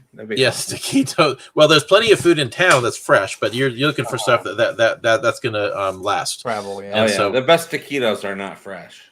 No. They've been on the roller for a while. We picked up a bunch of microwavable meals. Yeah. Yeah, and then you bust out the phaser. Yeah. Okay, everybody ready to eat? Yeah. No, you got that really tiny Pizza Hut pizza from Back to the Future. Oh, yeah. Yeah. What if someone ate that without rehydrating it first? I think that would make for a very very serious trip to the doctor. Oh, yeah. Pizza Hut. Yeah, your stomach would explode. Got pizza butt with that Pizza Hut. Too many calories. No. No shit. All right. So, all right. So, is there anything else you guys are doing in town? We got our food. We got our gear. Maybe refrigerator magnets for each of us. Yeah. Yes, of course. To commemorate. Yes, special events. You guys go to the gift shop. You get the refrigerator magnets, the special pen. I get that everywhere I go. Do they got gasoline for the Humvee? No, they definitely don't. You guys, it's electric power. You guys have a week's worth of electricity on the thing. It has an advanced super space engine. I'll get a T-shirt for Benny that's like, I was attacked by a slime monster, and all I got was this lousy T-shirt. And you're giving that to the slime monster. Is there any tech that we might? Well, they're not going to have much tech. No, I mean, like they've got something. They have a really advanced calculation device known as an abacus. You could probably buy one of those. No, that's okay. That's okay. Yeah. But we're so advanced we can do that type of math in our heads. Oh yes, of course. 2 + 2. I know that one. Yeah. So all right. So JP, this man is sheepishly coming up to you. He says, "Hi, I'm going to make it awkward." Hi. Did you know that there is a very special amulet, a very special thing I wanted to give you, but it's many, many miles away in another town. I need you to go get it for me. Let him down. It makes me so happy. It's a family heirloom. What is it? I must possess this thing. Is it pearls? Is it a necklace? It's Jesus, Alex. It's family show much. It's something that was passed down from my grandmother that she wanted me to give to my betrothed. I would love to have it, but I can't go back there. I have bunions. I need you to go get it for me. It would prove your feelings for me. But like I said, it's a long ways off. Just tell me where. No mountain is too high. No goal too hard to accomplish. Okay, it's funny you should say. It's what's that first town that? Where's that town that had those weird monsters that became those shrimp monsters? Or whatever. Jesus Christ, that's really far to the south, dude. You were being horrible to that person. I want to make sure there's. I'm going to make sure there's. We don't run into this guy again. Okay. Oh my God. Looking back through my notes here. Okay, well, Bugma tensors. I may not have written it down. Bad Game Master. Let's just say blah blah town. Okay, blah blah town. I left it in blah blah town. Yeah, you under inside of a cave nearby.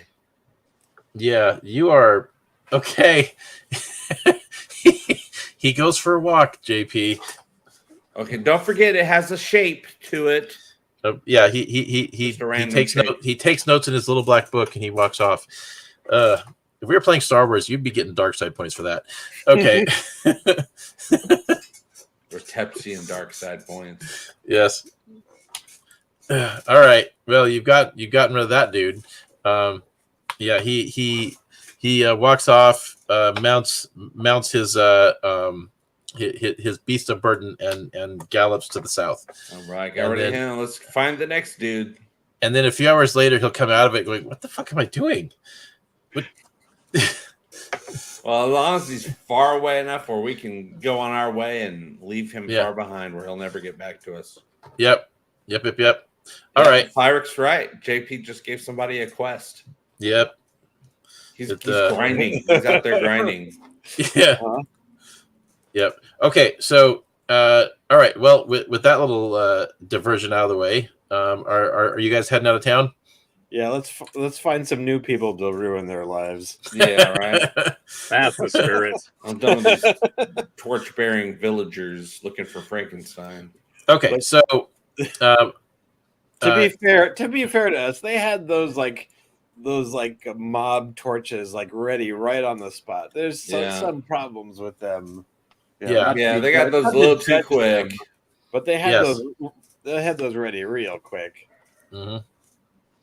Well, probably what it was there was something else that they were doing, and then it was just like, oh, monster. Yeah. Squirrel.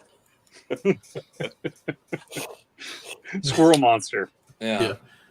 Well, where's the party headed next? Up the mountain. All right. Fair Towards enough. the wreckage.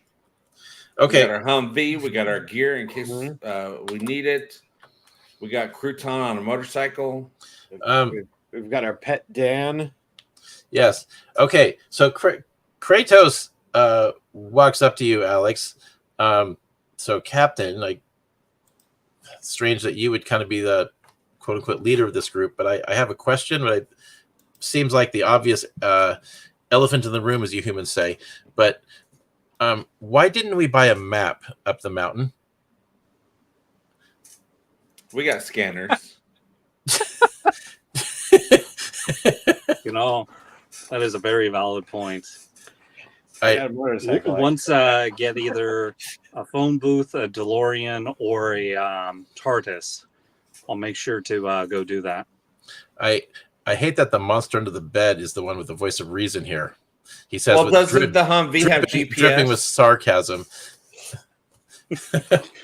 You I like.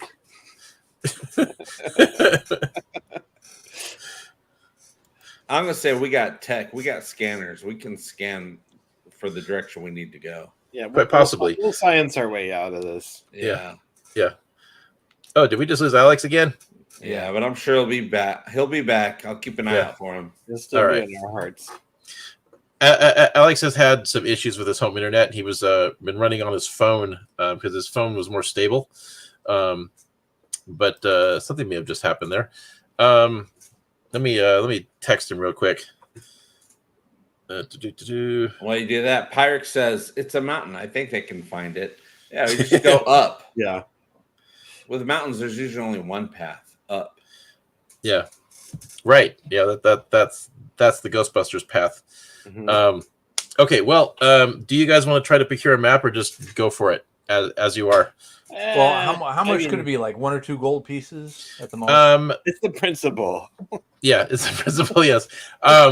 So, the map dealers, they know what their stuff's worth. They're selling maps for 10 gold. Will the map tell us where the wreckage is, or is just some old map? Didn't you say there's a gold rush thing? There's a lot of people who are into maybe this crash. Is anyone? Well, there are a lot of people that are heading up there because they're very curious and want to know, right? And because the thing's still burning, like not as much as the first day I crashed, but there's still smoke rising from it. So the but yeah, there are people heading up, but the route you would take with a vehicle and the route you would take on foot is very different. And so there's people heading up with beasts of burden. There's people heading up with just on foot, and the route probably on foot may very well be a more direct route if you're good at climbing. Where you guys have a vehicle, you have to get a vehicle up there as high as you can. That changes things a bit, but it certainly the vehicle would make for an easier trip in some regards. Well, yeah, I say we take the vehicle as long as it's going well, and then once the vehicle starts becoming an issue, then we can just leave it behind. Mm-hmm. But at least it'll get us up a little bit. Yeah. Well, like the ship isn't necessarily on the very tippy top of the mountain. It came down, slid. There were it caused massive avalanches, so it changed the terrain quite a bit. And it's from what you guys can see looking at it, it looks like it's basically like right up, teetering over the edge of a large mountain valley. Oh, good. So it is reachable for sure, and presumably other people have made it up there already by now. People that were a lot closer. Alex might be there right now. Oh yeah, absolutely. He might have had something wrong going on with his phone. He hasn't responded yet. I hope he kept his battery charged. Yeah. Oh well, we'll have to keep soldiering on. We'll soldier on. We'll soldier Yes. on. Mm-hmm. He'll be back. Absolutely. Let me take a quick peek at the old Facebook, see if he said anything. No response. Okay, well, let's keep going. So more screen time for our guest. That's right. Yeah. Okay. So do you guys want to pick up a map or just figure it out on your own? Is it easy to get a map? Is there? Have we just left town and now it's awkward for us to go right back?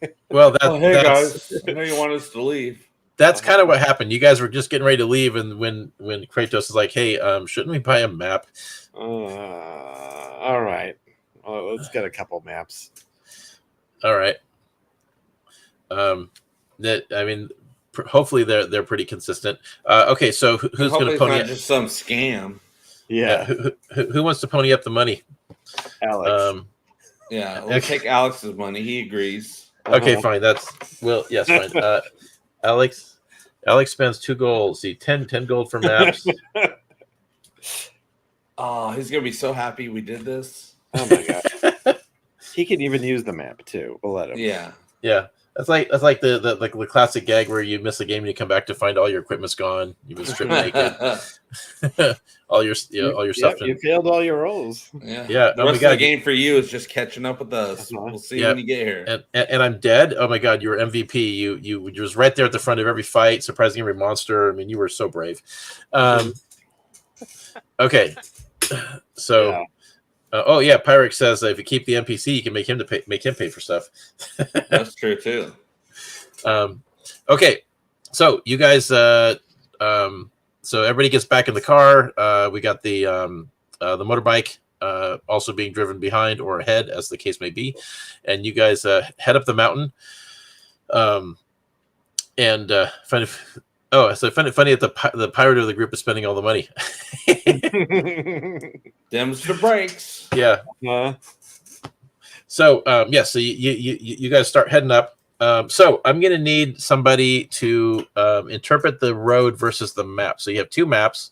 They're not identical. They're both of different parts of the mountain, but there is some overlap. So it's gonna be a wilderness skill check, which I will need. Who would like to roll that? I'll roll it. All right. Should we give it to our guest? I only have a +1 in wilderness. I don't know what I have at all in wilderness. Where do I even find that? Wilderness is based on your willpower stat. You should have all your skills filled out. There's a skill page, or you just base it on your willpower bonus. Well, my willpower is just +1. How about Benny? 2. Well, then Benny's probably the best one to read the map. Well, there you go. Do that then.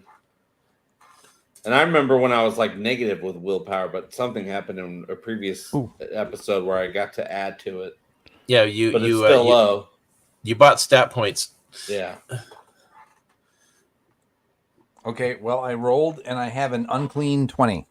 An unclean 20, huh? Okay. Ooh. Yep. So, all right. So you're look at the map, look up ahead, and you guys have points. You have to decide. Do you go right, left, that sort of thing, and you get rolling up, and you're successfully navigating it, and then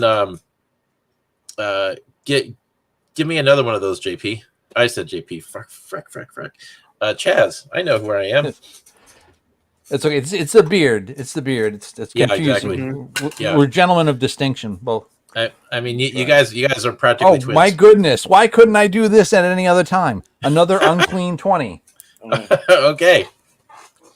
Chaz has had a habit of rolling way too many ones. Yeah. All right.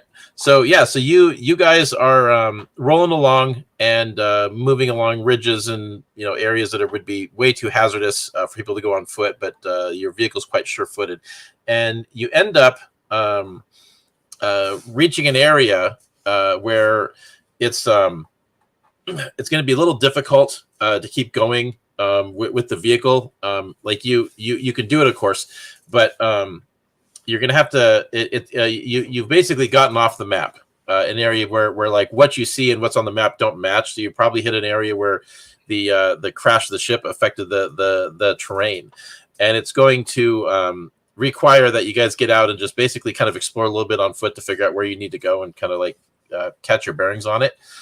And one of the things you do see up ahead as you're parking is a streak of red on the ground.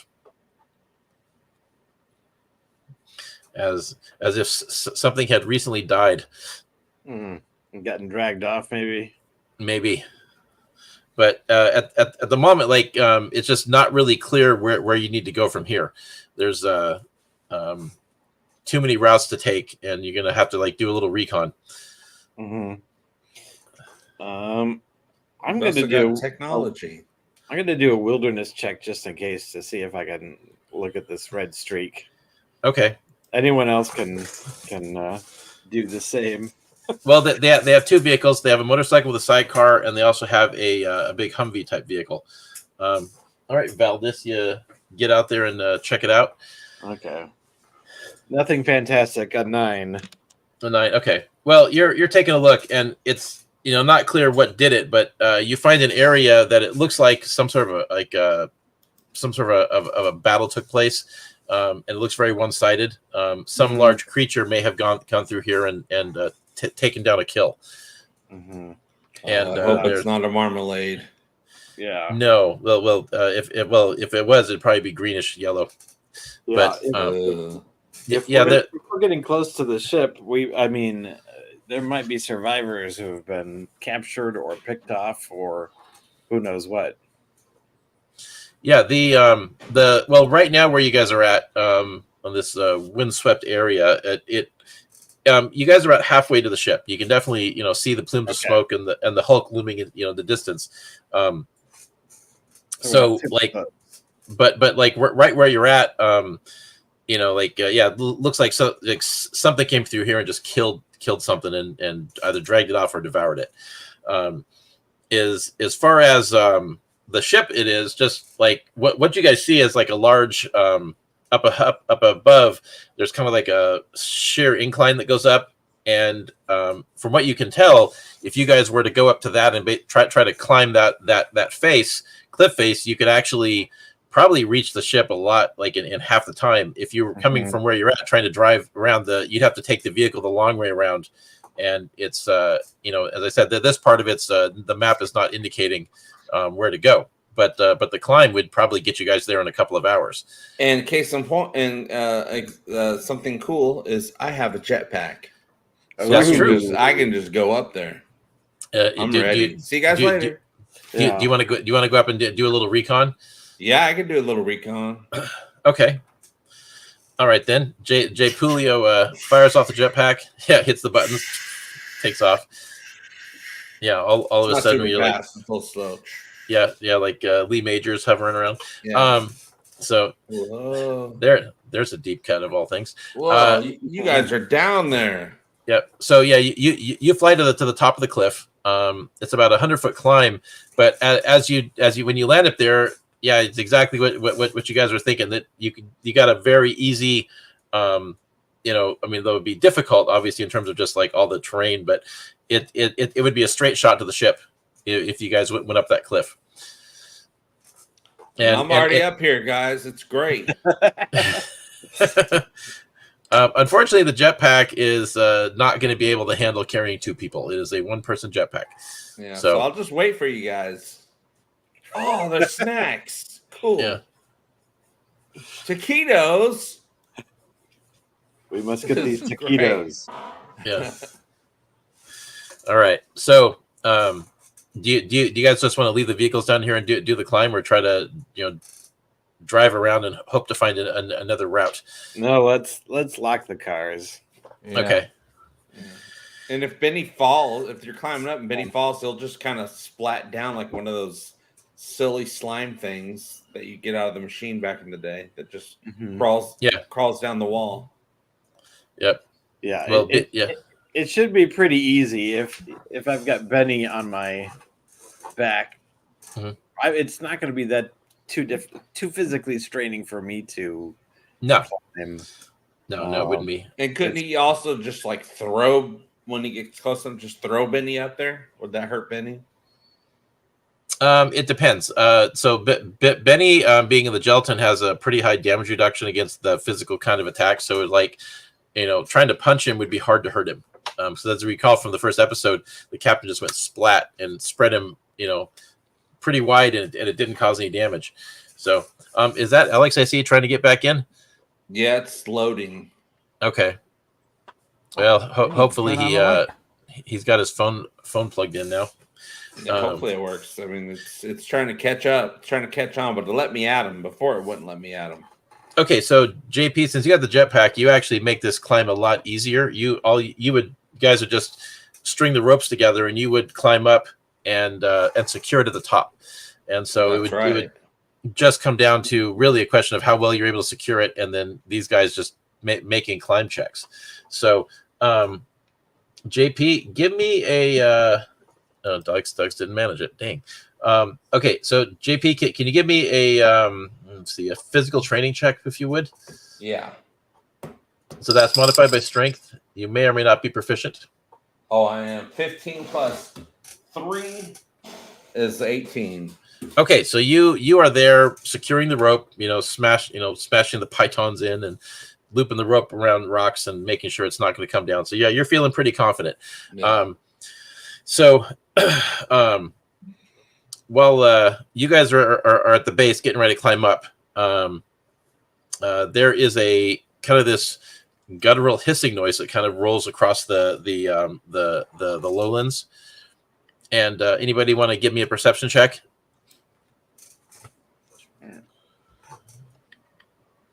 I'll do that. Yeah, I'll leave all right, you guys. Well, right back on form. A 5. Kratos brings up his disruptor and is like, I don't see it. What is it? You guys, weapon out. Nathan, what did Valdez get? 16. 16. Okay, you see it. There is a large wolf-like creature that you can see approaching. It's way bigger than any of you guys, and but it's covered in white feathers instead of hair. Yes, it might look similar to that. And this creature's approaching you guys as you're preparing to climb, and then as you look out, you actually see that there are 2 others also approaching, similar creatures, but they're smaller ones, and they are moving around your vehicle, and they are coming in on you guys. Alex, and then it what? He's invisible. That's where he used to sit. Yeah. Oh, no wonder. He's nothing but a hat now. Yeah.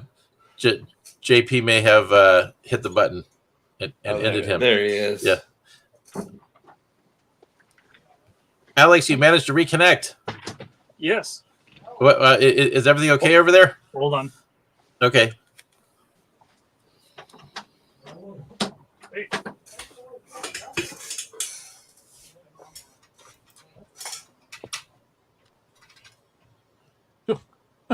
Well, that was fun. Always good to see Alex. Let's spend more of his money.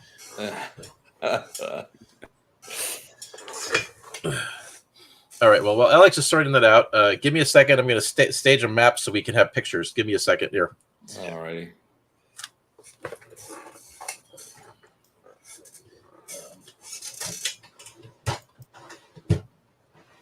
Things are getting staged. Oh, that's pretty complicated when we're busting out the stages. That's right. We are so close to getting to this ship. I mean, I'm already there. I don't know about you guys. You guys got to do a little bit of climbing, but I'm there, and it's looking good. In my heart, I'm already there. Yeah, I can't wait for you guys to see this ship. I mean, it's a little jacked up a little bit. I wonder who these people are coming at us. Maybe I wonder if they're survivors who made friends with the. How many potential survivors could there be? Let's see. All right. I know the Orville can hold like 300 people. I don't know the size of this ship compared to a mid-level. So I'm guessing at least 100.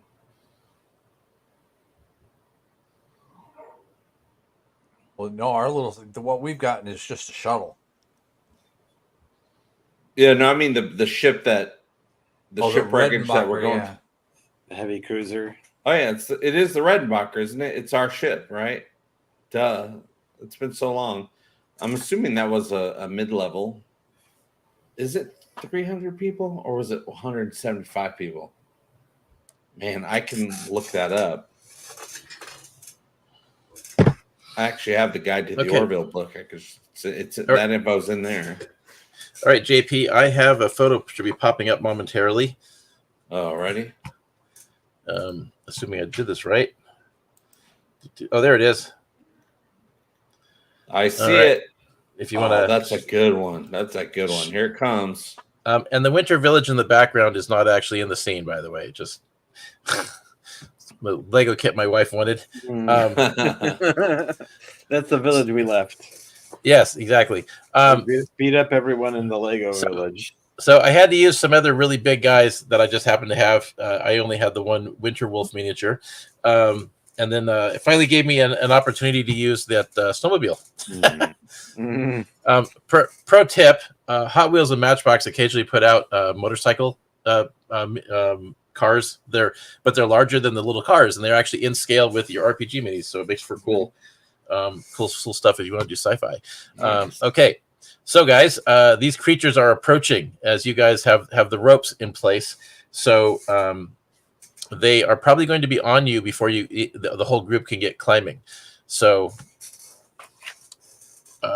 roll initiative, everybody. What do they look like? Oh, wait a minute. Oh yeah. So they look rather wolf-like, except they're covered in feathers. And you guys would have had time. I forgot to address this. You guys would have had time to heal up after the last fight. If anybody would like to retroactively roll their recovery dice or hit dice, as they say in 5e, so to heal any damage you suffered. So, for example, Valdis has 4 of them. So you roll a d10 plus your endurance bonus. Okay. And I can choose how many I use? Correct. Okay, so I was just barely scuffed. I think I'll just roll 1. Okay. All right, so. Oh, yes, that is an SUV. I have some large vehicles I picked up just to have for props. I'm afraid I don't have. I only have so much space for these, so I've only got a few. Okay. Chaz, I know that you got torched a little bit. Do you want to heal yourself up? Yeah. All right, so I'm fully recovered. Okay, cool. And I've just been having relationship issues this whole time. Yeah, you took emotional damage. Emotional damage. I got two points back, so I'm still doing pretty good. Alex, you doing? Do we have you back? It looks. Oh, I see movement. All right. Alex, remind me, did you get hurt in that scuffle in the city? Can you hear us? Ish. Okay. Was Cheshire hurt in the scuffle in the city? Yes. If you want to spend a recovery die before this next encounter, you guys would have had time to have done that up till now. Okay. Will do. Okay. And then, what you missed, Alex, is you guys found a cliff that once you get to the top of the cliff, it'll give you guys a straight shot to the wreck, and so and we lost him again. Okay, well, I'll have to catch it on the replay, perhaps. All right. Okay, guys, let's roll for initiative, y'all. Okay.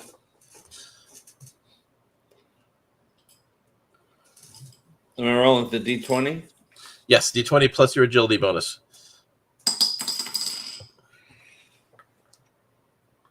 14 altogether. 14 for JP. Okay. And then what do you got there, Chaz? I also got 14. Oh, all right. Copycat. All right. And Nathan? 18. 18. Okay. Give my power. All right. That's the same thing you had last time. Okay. And then let's see what Kratos has. Let's put that at 15. Okay. And then let's just roll for Alex. Okay. Put them at the bottom of initiative. All right. And then the monsters, monsters, creatures. Let's put them at all right. Wait, that's okay, that sounds right. Okay, then okay, so we got initiative order. I need JP and Chaz to roll off if you guys would.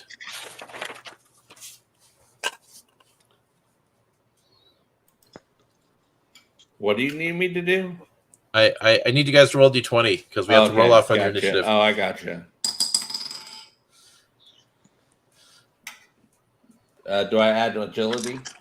No, just a straight roll. 9. Yes. 9. Okay, Chaz, what'd you get? 11.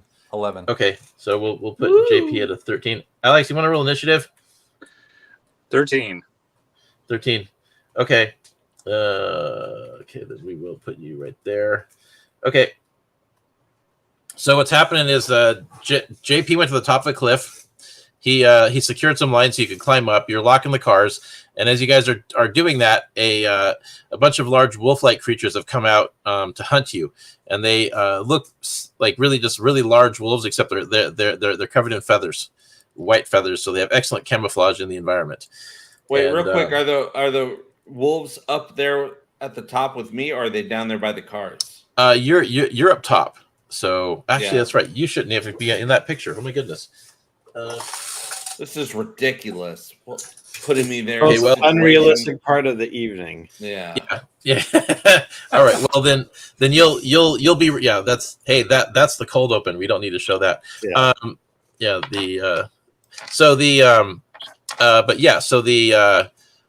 that's really neat. You can do that.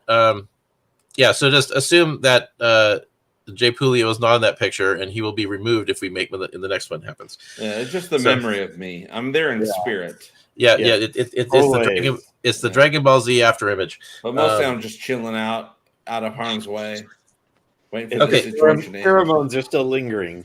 Yeah. Yes. Oh, and maybe it's the pheromones what allowed them to track you. The whole party's in danger because of your pheromones. Oh. I think they were just chasing a car. Okay, so Nathan, you're up first. So there's these 3 creatures coming. They look like they're violent and hungry. Yes.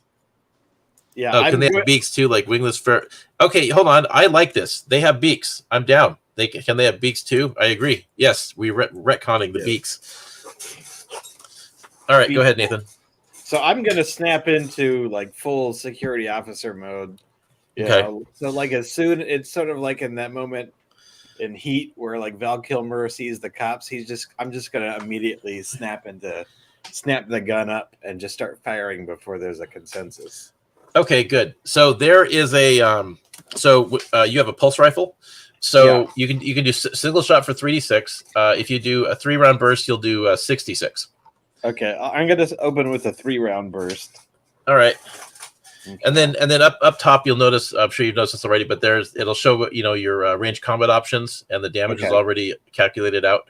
So you're going to be a D4 plus 3 plus a D20. Okay, that's to attack, right?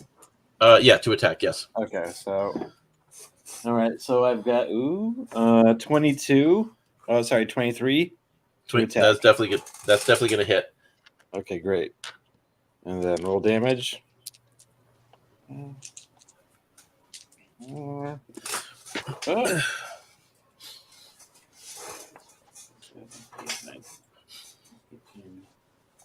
14, 15, 16, 17, 18 damage. 18 damage. All right. We'll just say you're hitting the white one. You race with a rake it with a pulse blast. You hit it in the side, and all that seemed to do is just piss it off. Okay, that's great. Though you do burn off a lot of feathers, and give it a nice 3rd-degree burn. The thing just hisses in anger. Okay, so it didn't. It wasn't a significant loss of health. Well, it was, but it was.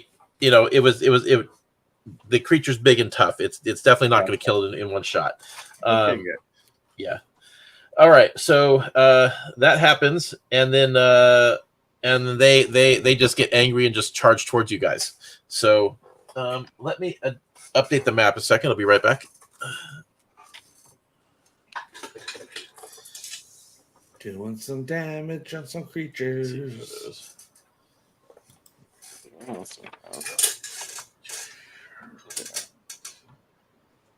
Yeah, it's only pissed off. Great.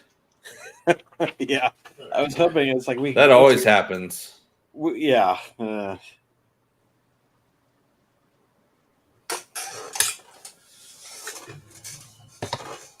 Getting all updated here. Let's see. Yeah. I should probably mention, Nathan, I actually prefer to do pictures like this instead of having like a webcam. I've tried the webcam out, but it's like it's always too far away from the action, and it's hard to really see. And I like having these tighter shots, something I think you would appreciate as a filmmaker. Mm-hmm. Yeah. Okay. So Valdez, you're attacked first. The big white one charges in on you, and the others are just galloping in. But they seem to kind of like have a pecking order where they're like where the main one gets to attack first. The big one comes in on you. Oh wow, that is a hit. That's a hit. So we got that's going to be a 29 to strike on you. Yes, they hit. Yeah. You sure? You sure you don't want to double check? So let's see the. Goodbye, everyone. No, it's not going to be that bad. My dad. All right. So that's actually going to be 10 damage as it comes in and bites down on you. Valdez can take it. Yeah, Valdez can't take it. The creature's strong, but no problem. you definitely have the strength to match this thing for sure. And then the others will be right on you guys, like just in a moment. All right, so Kratos. Did I put him on the board? Let me know if you guys need any help. All right, so we need help. Kratos immediately opens fire with his weapon, and that is going to be let's see, where's his stat block here? Okay. He opens fire, but just misses one of them, which is embarrassing. Oh, he's got a luck point. He's going to re-roll that. It's the thought that counts. That is a hit. All right. So damage from his weapon is going to be okay. He's all right. Let's do some damage with this. Time to do some damage. It is some damage. He's going to attack the one in the middle. Okay. 10, 20, 23 damage. All right. And then next up, we have all right, JP. No, not JP. Chaz, you're up. So you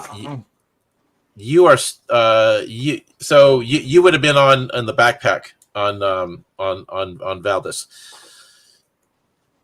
So you could pop out and just shoot over his shoulder if you wanted. Yeah. I'm gonna do that. I'm not gonna go for anything fancy. I'm just gonna go for a regular, plasma wave shot. I mean, it can be fancy because this monster's right up in your face. Mm-hmm. Make it shoot inside of its mouth. Yeah, you could. You could absolutely try that because, like, the thing came down, clamped down on. So it's right now. It's got its bite on Valdez's shoulder. I'm not going to do like wide beam pulse or continuous fire or anything like that. Yeah, yeah. If I can do something like that, if I can, get right up in its grill and. Yeah, no, that is very realistic. Go give me a strike roll. Yeah, it's realistic, but. Or half a moment. Where's my?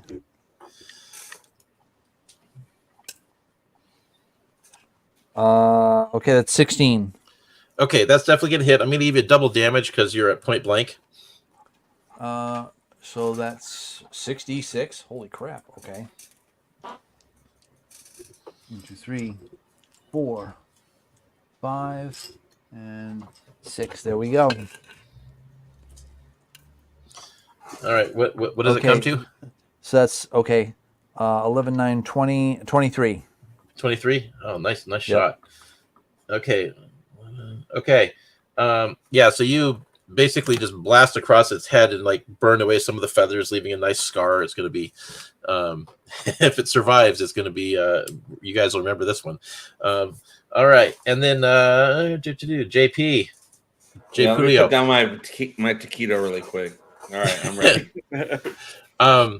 Well, I mean, you're at the top of the cliff. You could just drop and then shoot as you come down if you wanted, and then kick that jetpack in to stop yourself before you hit.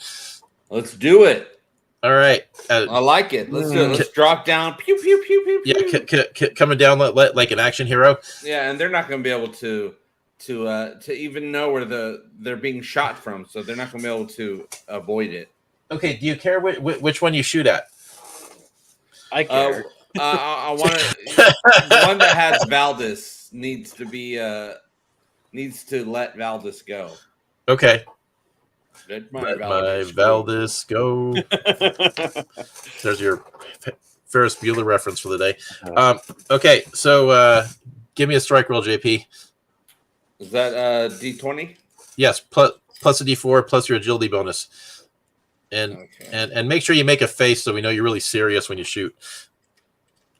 There's my 4. Okay, here we go. It's happening. It's all going to be dropping in this bowl here. And you say agility? Yes. All right. 16. Okay, that's definitely going to hit. Roll damage. Boom. Yes. Is that which die is that? Well, you've got the medium plasma pistol, so I believe it's going to be 2d6. Or no, you got the light plasma pistol. Yeah, I think it's 2d6 you're shooting. Okay, where's my other d6? Must be in here. Hold on. Yeah. There we go. And remember, when it's the blue beam, it's on stun. 9. 9 damage. Oh, cool. Did that add in your agility bonus? Oh, 9, 11. 11. Okay. Okay. All right. Well, you guys are hammering that thing. Okay. Yeah, Grabthar's hammer. Yeah, no kidding, right? Okay, and then who's next? All right, Alex. All right. So it's getting pretty serious here. It's too bad you got that big hand. It's hard for you to shoot another gun with the big super hand. Right. But I am going to pull out the energy rifle that got, and I'll shoot that. Do you have a pulse blast on that thing? Should. Okay. If you do it, yeah. I believe that's the one where you guys had like 90 shots left that you had found. Yeah, that was at the beginning of the campaign, and haven't really used it since. Use all 90 shots. Yeah. Except for like the space. Yes. Okay. So So with that weapon, it's going to be 3 shots to do 66 damage if you hit. Okay. I'm going to shoot the one that seemed to be the leader, the one that first attacked. All right, you guys are trying to make a good first impression. I see. Yeah. Give me a strike roll for that broadside attack.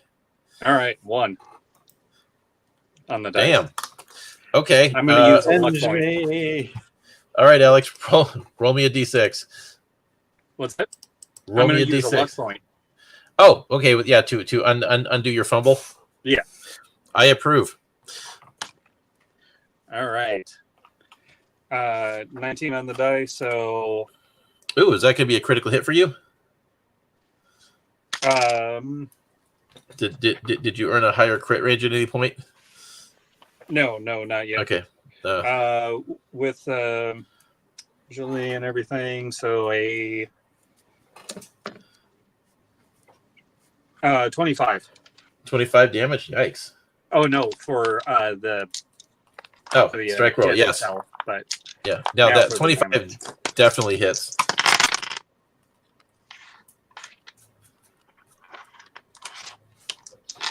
$22 points of damage. 22. Okay. Okay. All right. That creature is looking messed the F up. I can't even finish this taquito now. That's pretty gross. Dan's like, I'd love to have a gun so I can defend myself. That's a great story. Yeah, cool story, bro. Okay. If he eats me, I bequeath it to you. Okay. Well, then you're up next. This monster, it's still biting down on your shoulder, and it's just been hammered, but it's still breathing, and it looks so angry at this point. It probably doesn't know how badly damaged it is. Yeah. Well, I'm just gonna plant my gun and do another 3-round burst if I can. Well, like up under its chin or some shit. Yeah, or whatever is most convenient. At this point, it's just like, ow. Well, you'd probably have to draw your pistol and do that because it's going to be real. So it's grabbing my gun arm.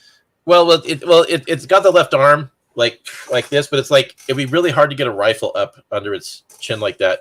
Gotcha. The only alternatively, you could just shoot its leg off, or just you just like kind of just shoot into its side. So it's kind of pinned down this way. You're saying, yeah, it's like it's this huge thing. I'll shoot for the limbs or anything you can get under there. I mean, it's right there. Like it's What if you shot him right in his nostril? Yeah, but that would be tough. Barry says, "I hope this is not a werebird." Yeah, we'll find out. All right, give me a strike roll. Okay. Are you going? Are you going for the 3-round burst or a single shot? 3 rounds. Okay. Yeah. At this point, ammo be damned. Yeah, or screw it. Yeah. Screw the next guy to play this character. I have to live now. Yeah, that's right. Unnatural 20. Okay, that's definitely going to hit. Give me some damage. Okay, so 66. Okay, 7, 8, 9, 15, 20, 23. 23. Okay, that absolutely annihilates that front leg. That shot just burns it off and cauterizes the wound. And and so the beast monster. Okay, so it lets go and then stumbles back, leaving you just kind of a moment. And it's let's see, does it? How badly hurt are you? Okay, I'm at 26 hit points out of 36. Yeah, no, I'm just looking at it. Actually, I was kind of like like the whole. So it lets go and just like headbutts you. That's natural 20. The charges. That is a natural 20, actually. Good lord.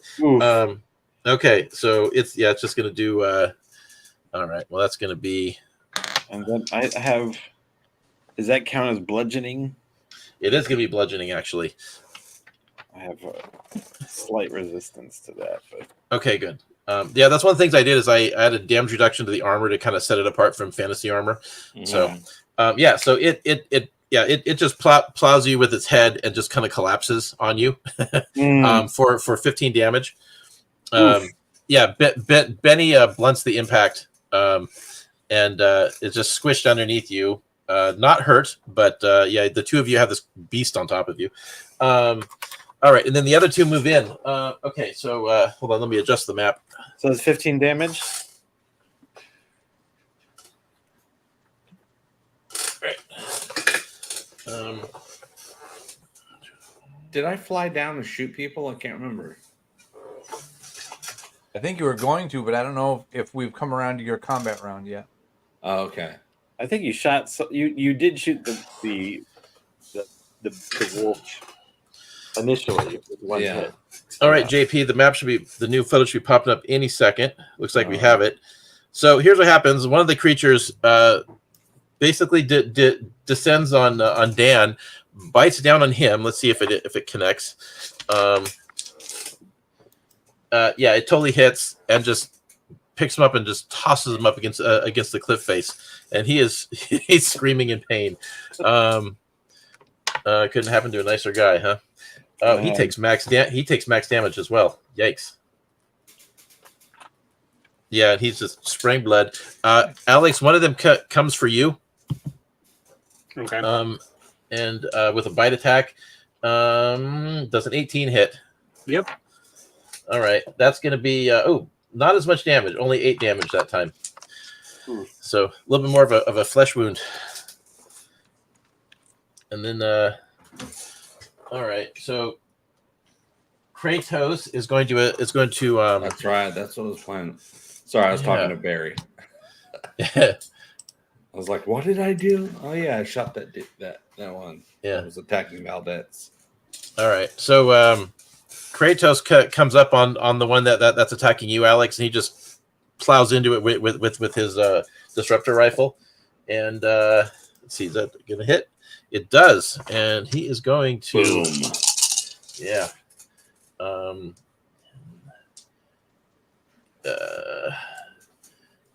Two, and then let's see. Okay.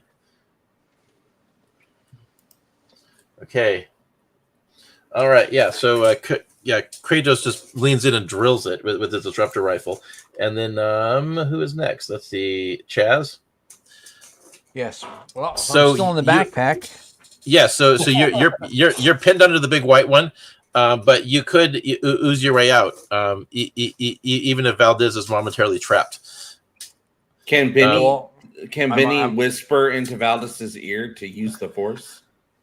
Be the Force. Wrong franchise. Yeah. Okay. Oh no, he absolutely can. Unfortunately, there's really no way that Benny can possibly lift this creature off. Why can't I just shoot the creature again? You could, but it looks like it just went down. On top of you guys, and it's just done. Like the shock on top of it. Yeah. But you'd have to ooze out and shoot something else. The shock of the getting its leg blown off pretty much finished it off. Okay, then I'll do that. I'll ooze out and I'll take a shot at the one that's attacked Dan. Oh, okay. Yeah, Dan would probably appreciate that a lot. Okay. He better. The one that's using my Killer Croc miniature. Mm-hmm. No, not Killer Croc. I'm sorry. That's Leatherhead from TMNT. Ugh, I should know better than this. Okay. All right. Chaz, what do you got? Strike roll is 13. 13. That just hits. So that's 3d6. Yeah, it was a tough shot trying to shoot over people, not hit the wrong guy. Yeah, your gun's up here doing this. 10 points of damage. 10 points of damage. All right. Noted. All right. Next is JP. So you're hovering in the air above all these guys. The white one's gone down, and then Cheshire's being attacked, and Dan's being mauled. Dan's fine. Yeah, Dan's fine. Just like Barry says. Dan's fine. Yeah. Dan's fine. Well, I need to protect my team first. Yeah. Sorry, Dan. That's what happens with Dan's. Yeah. So I want to take care of the one that's attacking Cheshire. Okay. I guess all I can do is fly down and shoot him. Okay. Yeah. Well, you're hovering above it. You could definitely get yourself in a stable position. Just keep opening fire. Are there any soft spots within view that I can shoot? Well, the only thing that's really clear is like you definitely see the burn mark in his side where Kratos just drilled it with his disruptor rifle. Really, the thing is, it's covered in plumage, so it's really hard to say. You're just gonna, I guess you could say the whole thing is soft spots, but it's very downy. But yeah, just go ahead and just give it a shot, finish it off. If you want to get a precision hit, you might have to get a lot closer than you want to. Let's go and double the damage and hit that injury that he has, that Kratos inflicted. Okay, you want to just land in there and try to hit it at a more vulnerable spot? Yeah. Well, Pyric is telling you to go for the beak, but I think you've got a good plan there. So, all right. So, give me a piloting check if you would, because you're gonna have to land right there in the middle of the chaos and all right. That's D20, right? Sorry, Pyric, not calling you out. Okay, yes, yeah. Give me a D20 with your piloting. I think you're proficient with piloting, so you can add in your D4 and your agility bonus. Okay.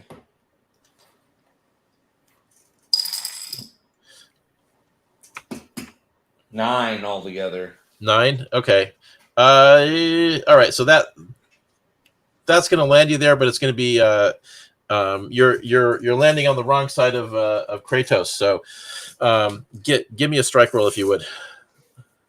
Is that another D20? Yeah, just roll D20 plus a D4 plus your agility bonus. It's basically the same roll you were just doing. Oh, same roll. Okay. Yeah. Sorry. Quite all right. I'll just add in a little penalty secretly.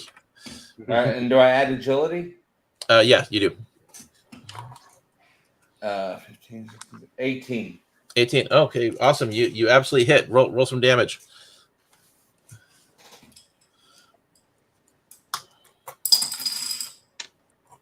And that was is that just the D20 or same thing? Well, no. When you're rolling damage, you're rolling 2d6 plus your agility because you got that light plasma pistol.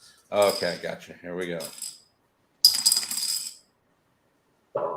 9 damage. Okay. All right. So let me roll a saving throw here. Oh Jesus. Okay. So you managed to have an effect on that one. He screams in pain from that shot. Some pheromones on it. Well, we'll see. We'll see what effect that has in a moment. Alex. All right. So first, though. Oh. Because of the camera, you've turned square. You have to move it over a little bit more. Right, nice. I love it. Nice. So my interpretation of one of these things. Yeah. All right. Now to murder Polly. Okay, so Alex, with the thing right up there in your face like that, it's too close for you to be able to hit it easily with the rifle. You would be able to get like a leg shot if you wanted to try for that, but it's things like right up in your business. So yeah, it's going to make shooting with a big weapon like that more difficult. Okay, is that pretty much like disadvantage, or is that? Yeah, you would be shooting at disadvantage, or you can pull a pistol and just open fire into it more easily like that. It's totally your call. All right, just put the rifle on the sling that it is, and then just pull out and fire with one of the pistols. All right, give me a strike roll. All right, come on, Polly, be gone. Polygon. 10 total. 10 to strike. Yeah. Okay. Yeah, I'm afraid with just too much activity with you being knocked around, it's yeah, you miss. I know. I should have gone for the pew-pews. Yeah, and Dan is just beating on the thing's head, like, let me go, just panicking. All right. So Nathan, you're strong enough to shove that thing off of you. Yeah. You want to give me a strength check? Yeah. I'm pretty wounded at this point. I've got like 11 hit points left. Let's see. All right, so I'm going to toss it off. Ugh. 7. 7. All right. Well, you're able to shove it off, but not lift it over your head. So Gotcha. yeah, like Gimli, right? Yeah. So you push the thing to the side. You're definitely clear. So that would be with your major action. Do you just want to stay where you're at and keep cover? Yeah. I'll probably want to take a step back if it's possible, so I'm not in the immediate. Yeah. At this point, I need to kind of. If I take another hit, I'm pretty much gone. So I still want to participate in shooting at large animals. Okay. I want to participate in shooting at large animals. I need to be the back row instead of the front row. Well, shoving it back like that, it would basically put you and Benny behind the creature, and so it would essentially become like your flesh barricade. And so you guys would have that, and all the monsters are pretty much focused on the other threats right now. So yeah, you're definitely good there. Okay, and then all right, so the big one that Alex just nailed just runs off. I rolled its morale check and I fumbled, so it just bails out because it's dealing with something that's way too threatening, and it's way too hurt, and the one that's that had its beak on Dan decides to follow suit and runs off with him, and he's still in its beak. He's like, "Oh my god, no!" and it's dragging him off. So we'll miss you. Okay. Kratos is like, "You've got to be kidding me." And he looks at you guys to see what you guys want to do. Anybody want to, like, are we saving him or not? Saving Dan? Yeah. So if it's convenient, been useful a couple of times. Yeah. We still got to take care of the creature because the creature will choose us next after it's done with. Honestly, he's all being the pretty useful things right now. Yeah, that's true. Yeah. Too. All right, while the Can monster's distracted, keep climbing, you guys. Yeah, Barry keeps saying that Dan's fine. Yeah. Can I switch to the energy rifle? You can, but well, I mean, so Kratos is looking to you guys to see what do you guys want him to? Do you want to rescue Dan or not? I want to rescue Dan. Yeah, it's Orville. Orville crew would choose to save him, whether it's convenient or not. And I have still within melee range. Yeah. No, they would not be. They would just strictly be gun range. They're pretty fast. Well, am I still hovering with my jetpack? Yeah. Oh yeah. No, for you pursuing is not a problem. But what I would like to do is I would like to go over to the Humvee, put it in neutral, and then get behind it with my jetpack and use my jetpack power to roll it into the monster. Well, getting into the Humvee and driving into the monster would actually be the quicker way to do it. But yes, you could. I want to push him off the mountain. But if you do that, you'll push Dan off the mountain too, and you'll push the Humvee off the mountain as well. Well, that's fine. I don't need that thing. I got a jetpack. Spoken like a gamer. Well, okay. All right. So, we'll keep the Humvee. Okay, JP, a couple more of those. You're going to earn your industry card. Right. Okay, so you did say that JP lift me with his jetpack on. Well, first off, Kratos is like, by Avis, this is madness, and he opens fire and does not hit, but his heart really wasn't in it. Typical Kratos. Yeah. Solid. So they're still in range to be shot at. They absolutely are. Okay, so who's next down the list? All right, Chaz. Well, again, could JP lift me with his jetpack on? Yes, he could. It would slow him down, but not enough for it to matter in this case. So I'll grab Benny. We'll go up to the ship, and we'll leave everyone else to the. No. Grab Benny.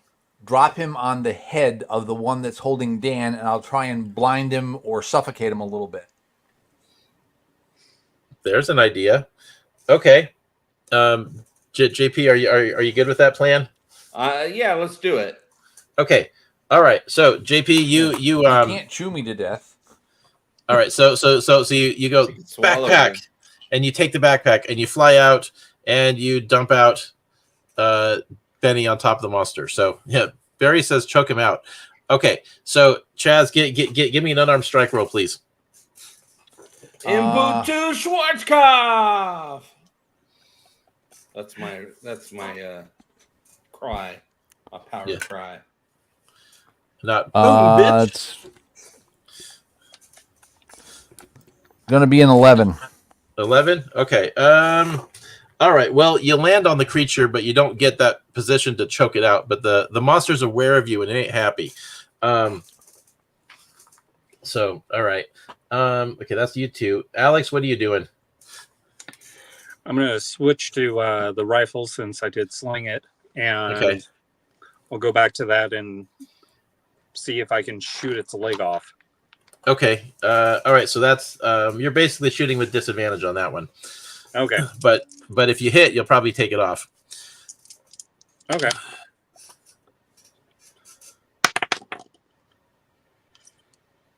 Cool. With disadvantage, I did roll a 1.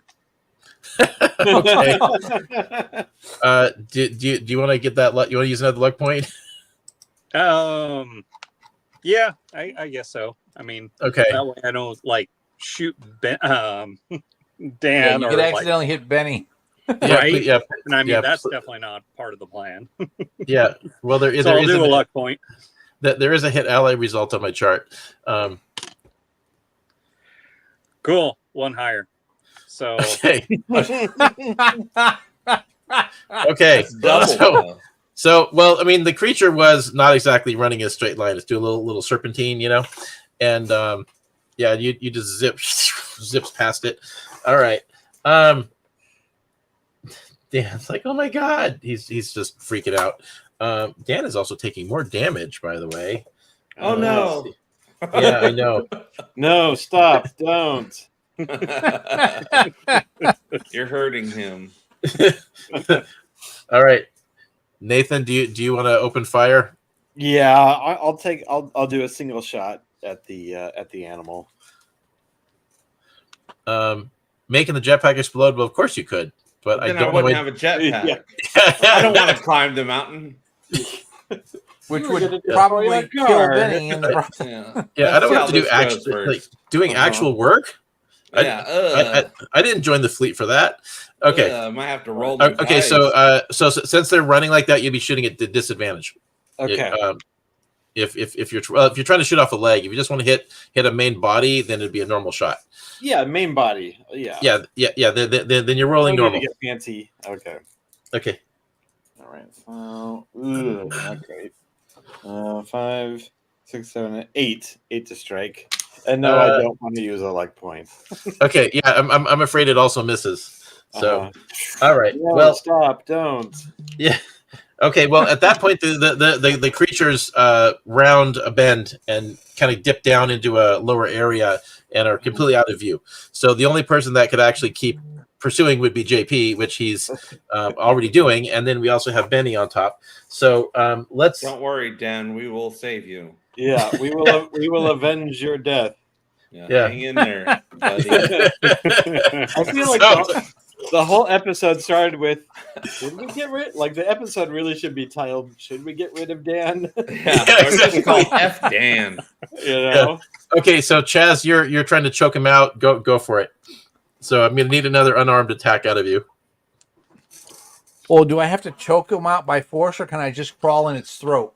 Well, you're shoving block down its wind pad. Yeah. Well, you can also cover its eyes. Well, this thing breathes through its butt. Yeah. It's actually a giant tick. Yeah. So you're gonna want to rethink. Yeah. Okay. All right. So give me an unarmed attack there. There's slimy one. Oh, jeez. Oh, much better. 21. Okay, 20. Okay, good. Okay, so you cover its face, you cover its nostrils, you start shoving yourself down his throat, and the creature just freaks out. It drops Dan and just starts choking. Okay, so JP. Yeah. Do I also have to do physical murder? Well, you don't have to do anything, but You can do emotional murder. Yeah, I prefer that. I did that to Benny's- the other guy. Benny have the thing wonderfully distracted. If you wanted to move in and try to finish it off, you absolutely can, or just try to recover. Well, Dan, well, you can't easily fly with Dan. It would slow you down a lot, but you could try to get Dan out of there. Drag Dan jeez. along the ground very quickly. Yeah. Damn it. God I damn it. I know. Avis, damn it. I guess I gotta save Dan. It's the right thing to do. The reluctant NPC. Yeah, if I'm going over my the rules and regulations of being an officer in the Union, I probably should try to save Dan. Mm-hmm. If only to look good in the report. Yeah, Yeah, exactly. I'm just doing it for the story. Yeah. I'm going for that promotion. Yeah. Okay, so Well, you just reach down, grab him, and just jet out of there. yeah, let's do that. Yeah, sorry, Benny. I'm saving this piece of shit instead of you. Yeah, sorry, Benny. Well, Yeah. Benny's got the. I can save myself. Yeah, Yeah. his monster is having a hard time. So Dan's monster is having a great time. So Okay, so I according- Dan out of there. JP, just so you know, Barry just checked the regulations. There's nothing about saving Dan's in the regulations. Mm. Oh, good. Yeah. But other sentient life forms. Well, Yeah. we are taking out some people. Wait, monsters. is that the most updated version of the Union rules? It may not be. Barry may not have the most up-to-date version. Oh, someone says Saving Private Dan. Nice. Saving Private Dan? Well, Saving Lieutenant Dan is the one that matters. Okay, so you jet out of there with Dan, Yeah. and then Chaz. That thing is just stopping and just choking and trying to hack you up, and like rubbing its face on a rock, trying to rub you off of it. And it's like, God damn it, get me up, get out, it will hurt you eventually doing that, but it's clearly just trying to get away, and Dan has escaped. Do you want to jump off of it? Yeah, I will cease my attack and just sort of slide. I'm not going to jump off of it yet. Yeah. I'm concerned if I jump off it, it'll go for like a retaliation attack. So I'm just going to slide back along its back a little bit and see what it does. If it starts to take off, then yes, I'm off its back. It seems like they are more interested in just getting away, quite frankly. Okay, the one let it go. Yeah, the one that was really hurt was already long gone, and this one is just like it was trying to get away with its kill, and you interrupted that, and it is just bailing out. It's like when you let it go, it just keeps running. These monsters are cowards. Or they don't want to die for a meal, So Yeah, cowards. I'd die for a meal. Taquitos. Chimichangas. Okay, so Benny, you land in the snow pretty deep, and then see the thing go, and just roll back, and then eventually Jay Pulio shows up to pick you up and take you back to the party, and you guys have the successfully survived that encounter, and Dan is pretty badly hurt. Do you guys still have med packs? Yeah. Oh, I don't know. Should we waste med packs, you guys? I need a med pack. So yeah. I mean, I kind of already put myself out there for Dan. Yeah. I feel like Dan should be more appreciative. He is so appreciative, Well, but yeah, he +2 looks like with medical, so I could maybe bandage him up or something, stop his bleeding.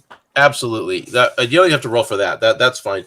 We can have him stay in the Humvee to recuperate while we go and actually get some stuff done. Yeah, give him some hot chocolate.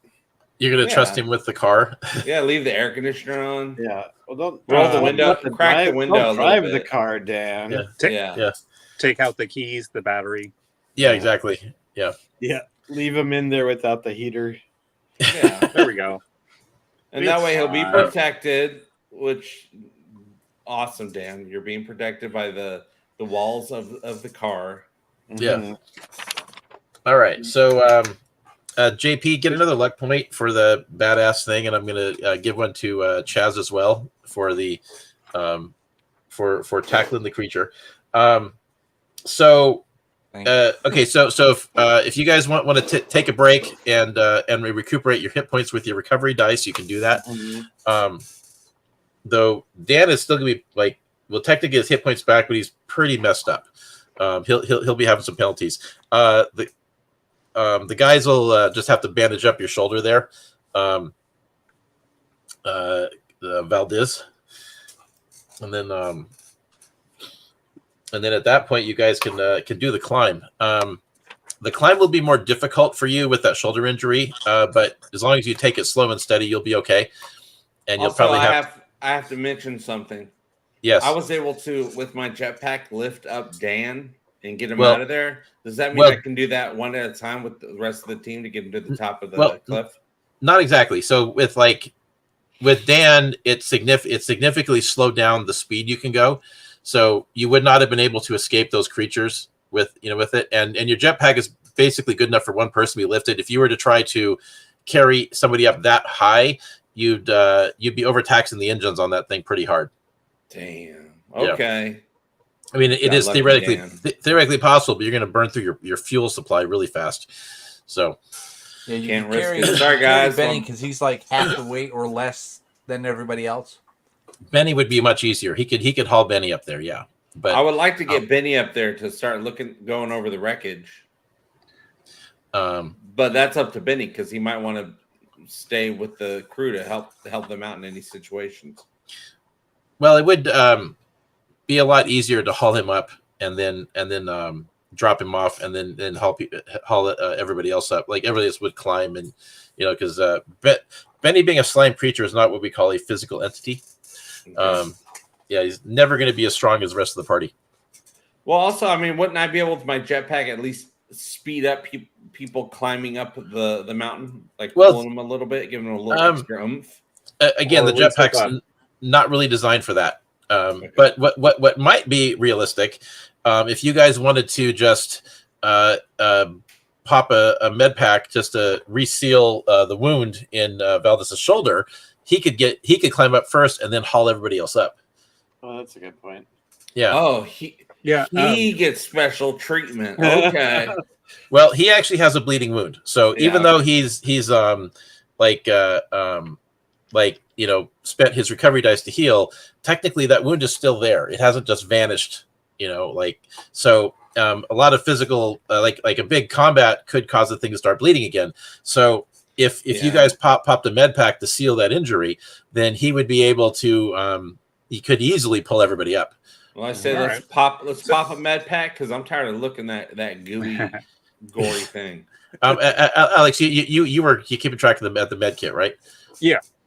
Okay, so mark off one of those dice, and then we'll consider that wound sealed over, and then we'll just do it that way. Valdez climbs up, and then would he actually during part of it? I would actually like to use from the perk that I had from earlier. Yeah. The sympathetic healing. Oh, okay. I would like to say that basically goes off instead. Oh, okay. All right. So what Alex does instead is he comes over. He took a psychic perk when he leveled up. He touches you. He touches your shoulder, and suddenly the wound opens up on his shoulder instead of you. Yeah. So then you'll have to. So that actually saved you guys the med pack. Very well done, Alex. Take a luck point for that as well. Oh, nice. Yeah. Do I change my hit points because of that? No, it won't change your hit points at all because you've already healed yourself. It's more like transferring the injury over to him. Okay. So that means that Valdez no longer has that vulnerability of having like a puncture wound in his shoulder.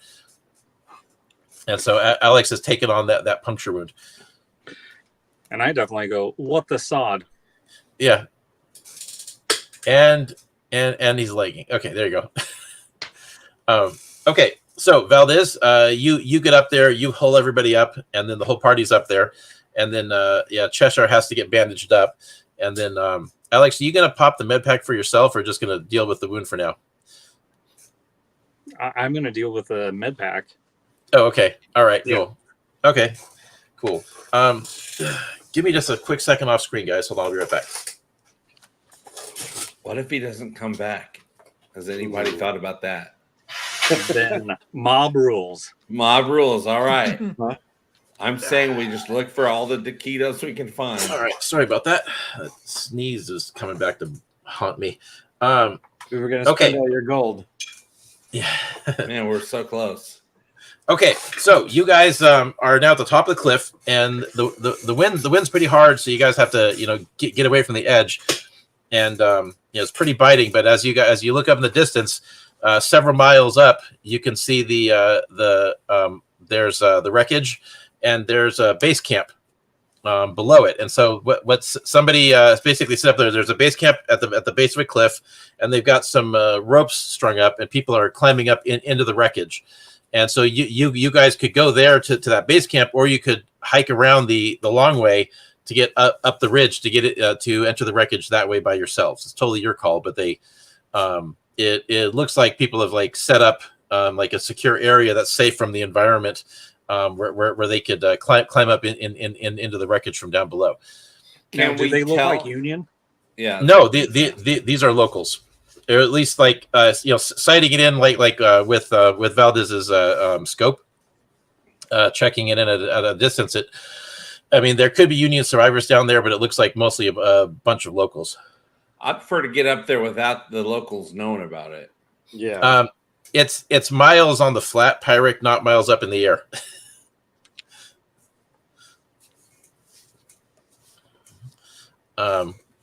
No, this isn't like thousands of feet up in the air. I'm sorry, guys. I was just saying goodbye to Deck. Deck has to head out. Or Deck is in December. We've had that conversation before.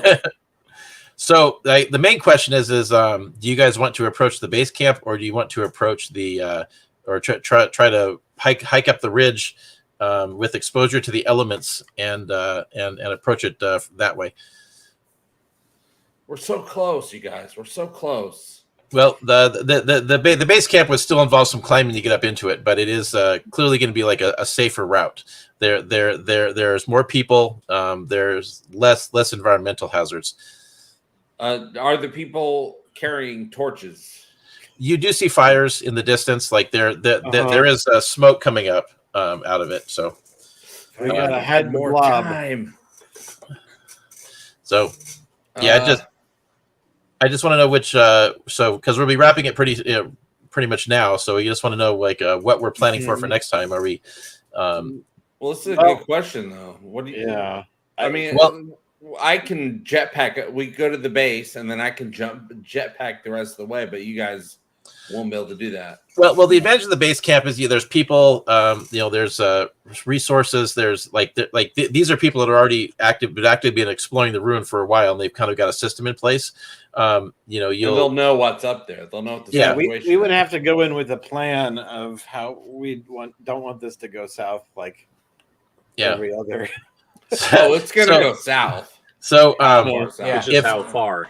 Yeah. So in response to Pyric's question, he does have limited fuel in the jetpack, but he hasn't used it enough to even come close to depleting it. So he's got hours of fuel. I can't remember exactly how many, but it's he hasn't used it nearly enough to to deplete it. Yes, Mount Featherist. I guess that's the name of the mountain now. I like that. But if you guys hike along the ridge, you'll be much more punished by the elements. More risk of maybe another creature encounter. But you also, when you enter, you don't have to deal with anybody knowing you're there, and you guys will actually be able to. Yeah, you'll be able to access to the broadside of it. So I guess the biggest question is are we looking to have the locals, potentially the pirates, know that we're there, or the simple fact of keep that as a potential surprise and see what type of resources and what Union survivors might actually still be there. Yeah, if there were survivors, and the locals were, good, then they might even be recovering down at this base camp. But That if is a these local, possibility. if this base camp was full of pirates, they could have been all hauled off or made prisoner or who knows what. Well, yeah, Again, how far Now- away is this base camp? The base camp is at the base of a cliff, and you can tell that there's ropes going up into the wreck from down there. So they could have rigged up some sort of a basket system. You know, you're not going to know till you get there. But Right. the base camp looks like how far is the base camp from us? it's going to be a couple of miles. Okay, why don't I go reconnoiter the situation? Because I can probably move the stealthiest. I'm the smallest person. Get in there, look around. But you could also be frozen to death by the time you got there. Oh crap! Yeah, the only one that actually reconnoiter would be JP to fly in and check it, but it wouldn't exactly be subtle. He'd be flying in with a flying around. Yeah. right. Well, So the we biggest might have thing to be is on the have to be on the run. But what JP could do, however, is he could reconnoiter the ridge line and see what's up there. because I mean the biggest thing is it just only locals or is it any other races besides the local planet? You're really just going to have to get over there and check. You're not going to know till you get there. Right now, you guys are far enough back to maintain your anonymity, and we're not able to do anything with our scanners or anything like that. It's way out of range. The only thing the scanners might pick up would be really long range technology, but then there's the ship itself would still have things firing off, things to be active with battery power. That it might not be precise enough for that. Yeah, these might be bad guys, so we need to find out. If I can go do the research from afar and not get seen, I'd like to do that. Well, if you were to fly along the ridgeline, you'd at least be able to see if there's any immediate threats up that way. And let's do that. When you actually get to the ship, you might be in a better position to scan the base camp with your with your comm scanner. So what we'll say then is you fly along the ridge up top, and you as you're approaching the wreck, you discover something parked along the edge of the wreck at the top of the ridgeline is a large group of snowmobiles, and all of them are pulling trailers. And the trailers are half of them are already fully loaded with salvage. So, as we figured, these are people just trying to get stuff. Well, no, that would probably be the other pirate group because they're the only ones that would have those kinds of vehicles. Oh, okay. And so this is the what's the bad guy's name that Dan was working for? Merte. Yeah. Merte. These might be Merte's people. Yep, but it also would be a way off the mountain. So all right, guys. If we went way off, if we went to not being seen, we'd run into these people. Well, if you guys went up the ridgeline, you this might be what you run into. Yeah. Yeah. Or we can go to the base camp with the people, all the hippies. Yeah. They're just mountain climbing, going up and down the mountain. Yeah, looky-loos. Yeah, looky-loos or legitimate salvagers. Yeah, just working class people. Yeah, just trying to do their jobs. Salt of the earth. Yeah, exactly. They probably got hot cocoa there. All right. Well, then, so which direction is it going to be? For me, you guys, I would say going to the base camp, but I'm willing to do what you guys want to do. Chaz, what do you say? Well, I would say let's head for the base camp as well. Nathan? Yeah, if we do the base camp, we've got to have some sort of cover, Yeah. Because say we're base campers too. Yeah, we could. We've got to be outsiders. We got to be. And we've got to, just in case they're blobophobic, we've got to be careful about Benny. Yeah, we got to keep Benny in the backpack or the bag. Yeah, keep him in the backpack. Kratos' vote would undeniably be to go up the ridgeline, but he's also he's the most physically equipped for this of anybody because he's from a colder planet. So yeah. Pyric just suggested bringing the pelt from the dead bird monster. I don't think we. Oh, we can impress these people. Yeah, but the problem is nobody in the party knows how to do that. So you'd be bringing a bloody mess under the radar. We have to fly under the radar and just be Yeah. as uninteresting as possible. Yep. Get a little info, get a little help. Maybe we can be a band of entertainers that are just there to try to raise the spirits. Traveling troubadours, and Yeah. we're upset because our instruments have just been stolen. Yes, who happen to be up on the mountain. I mean, you guys can also say you're salvagers. I think nobody would really care. Okay, well, it looks like we have a consensus, unless Alex has some overwhelming argument to the contrary. No. Well, what does Dan want? Dan wants a hot meal. He wants to lay down and recuperate after getting so messed up. Oh, good. So he's at the Humvee. We can donate Dan, right? Yeah. You can donate Dan. To the camp. Well, also, if we're going towards the pirates, we would want to bring Dan with us, I think. Yeah. Well, it sounds like you guys are heading for the base camp, so we're we are going to leave it there for this episode, and we will pick it up next time, and we'll see who's our guest on the next episode. Hey, Nathan, thank you for coming.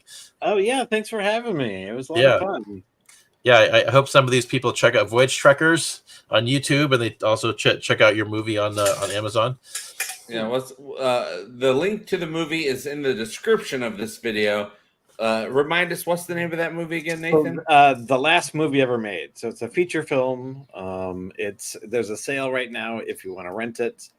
On Amazon and also on Apple TV. So just an indie film that we a bunch of us locals made, just for the love of filmmaking. No one recognizable in it because it's a truly independent film. But there's definitely a lot of fun and heartstrings, pulling the heartstrings being pulled. So if you want your heartstrings pulled, click on it below. Also, do not forget, some of you, it's already on the way. The Guide to the Orville, the brand new book, tells you everything about the Orville universe you can ever want to know. Official from the show, written by Andre Bormanis. Also available right now if you want to order that. Description is in the below this video here. In the description, or the link is in the description of this video. I have my copy. I've loved it. And some of you are telling me that you have gotten the notification that it is on the way. So if you want to order that, get it done right below. Anybody else got anything they want to say? Well, I do want to say, by the way, so I think the very first film that Nathan did ever saw was Zombie Team Building, which is amazing. Check that out as well. Funniest zombie thing ever. Nathan, do you know what your next project is going to be? So I think we did. So you first saw us when we were in our short film and web series phase, and now I think we're definitely now trying to do micro budget feature films. The next thing is that I'm actually writing a new movie right now, and then it will just figure out how the hell we're gonna finance it. Luckily, we're budgeting for a pretty low budget, so it's just about trying to cobble together the money and find the right group of people. We'll probably be using the same crew from the previous movies, which we also used in the web series. So we have kind of like a troupe of volunteers and filmmakers who kind of help us out on this. But it's looking to also be kind of a sci-fi comedy, just kind of like a multi-genre film, kind of like last movie ever made. Nice. So awesome. I can't wait. I hope I finish writing it. Well, Alex and I are going to be at the Halloween Expo in Spokane next weekend. So awesome. If anybody's there, we stop by the Miniature Dragon booth. We're going to be selling comics, selling RPGs. Alex will be doing artwork for people. Yeah. Like JP. Hey, all right, I like that. Yeah. Did that. He looks like he's got some good pheromones, that guy. Right. And then also Benny. Oh, love Really? it. Yeah. And then I was also working on. Oh, Yep. nice. See it? Oh my So god. more of a Family Guy version of Yeah, I've seen characters. that. I've been Yeah. seeing some awesome Family Guy style art, but doing Orville stuff lately. It's fun. I don't know if they'll ever have a Family Guy style Orville cartoon, but if they did, I'd watch it.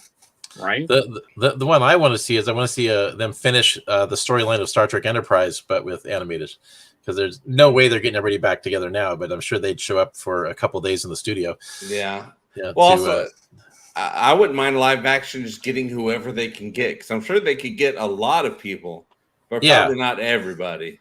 Well, the thing is, Bakula would be the hardest one because he's pretty busy working actor. So I just want Trip to be alive. That's it. well, he wants to be alive too. Yeah. Yeah. Being alive is great. Mhm. Yeah.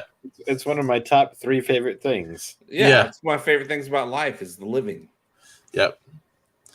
Alrighty. Well, All right. Are we wrapping this one up, JP? I think we're wrapping it up because Okay. I got things I got to do, and I'm sure you guys got things you got to do. But I want to thank everybody for being here. Not just you guys on the screen, but everybody that tuned in and had fun with us along for this adventure. And those of you who are going to watch this later on, which might be happening right now for some of you. You might be just not here yet. You're watching us, but you just haven't gotten this far yet. But once you do, you're here. You made it. So thanks for showing up. But I'll see all of you guys very soon. Don't forget to click on all the things, support the channel, because we got a lot of Orville stuff going on for years to come. But I want everyone to remember, we all do better when we all do better. Love you. Bye-bye.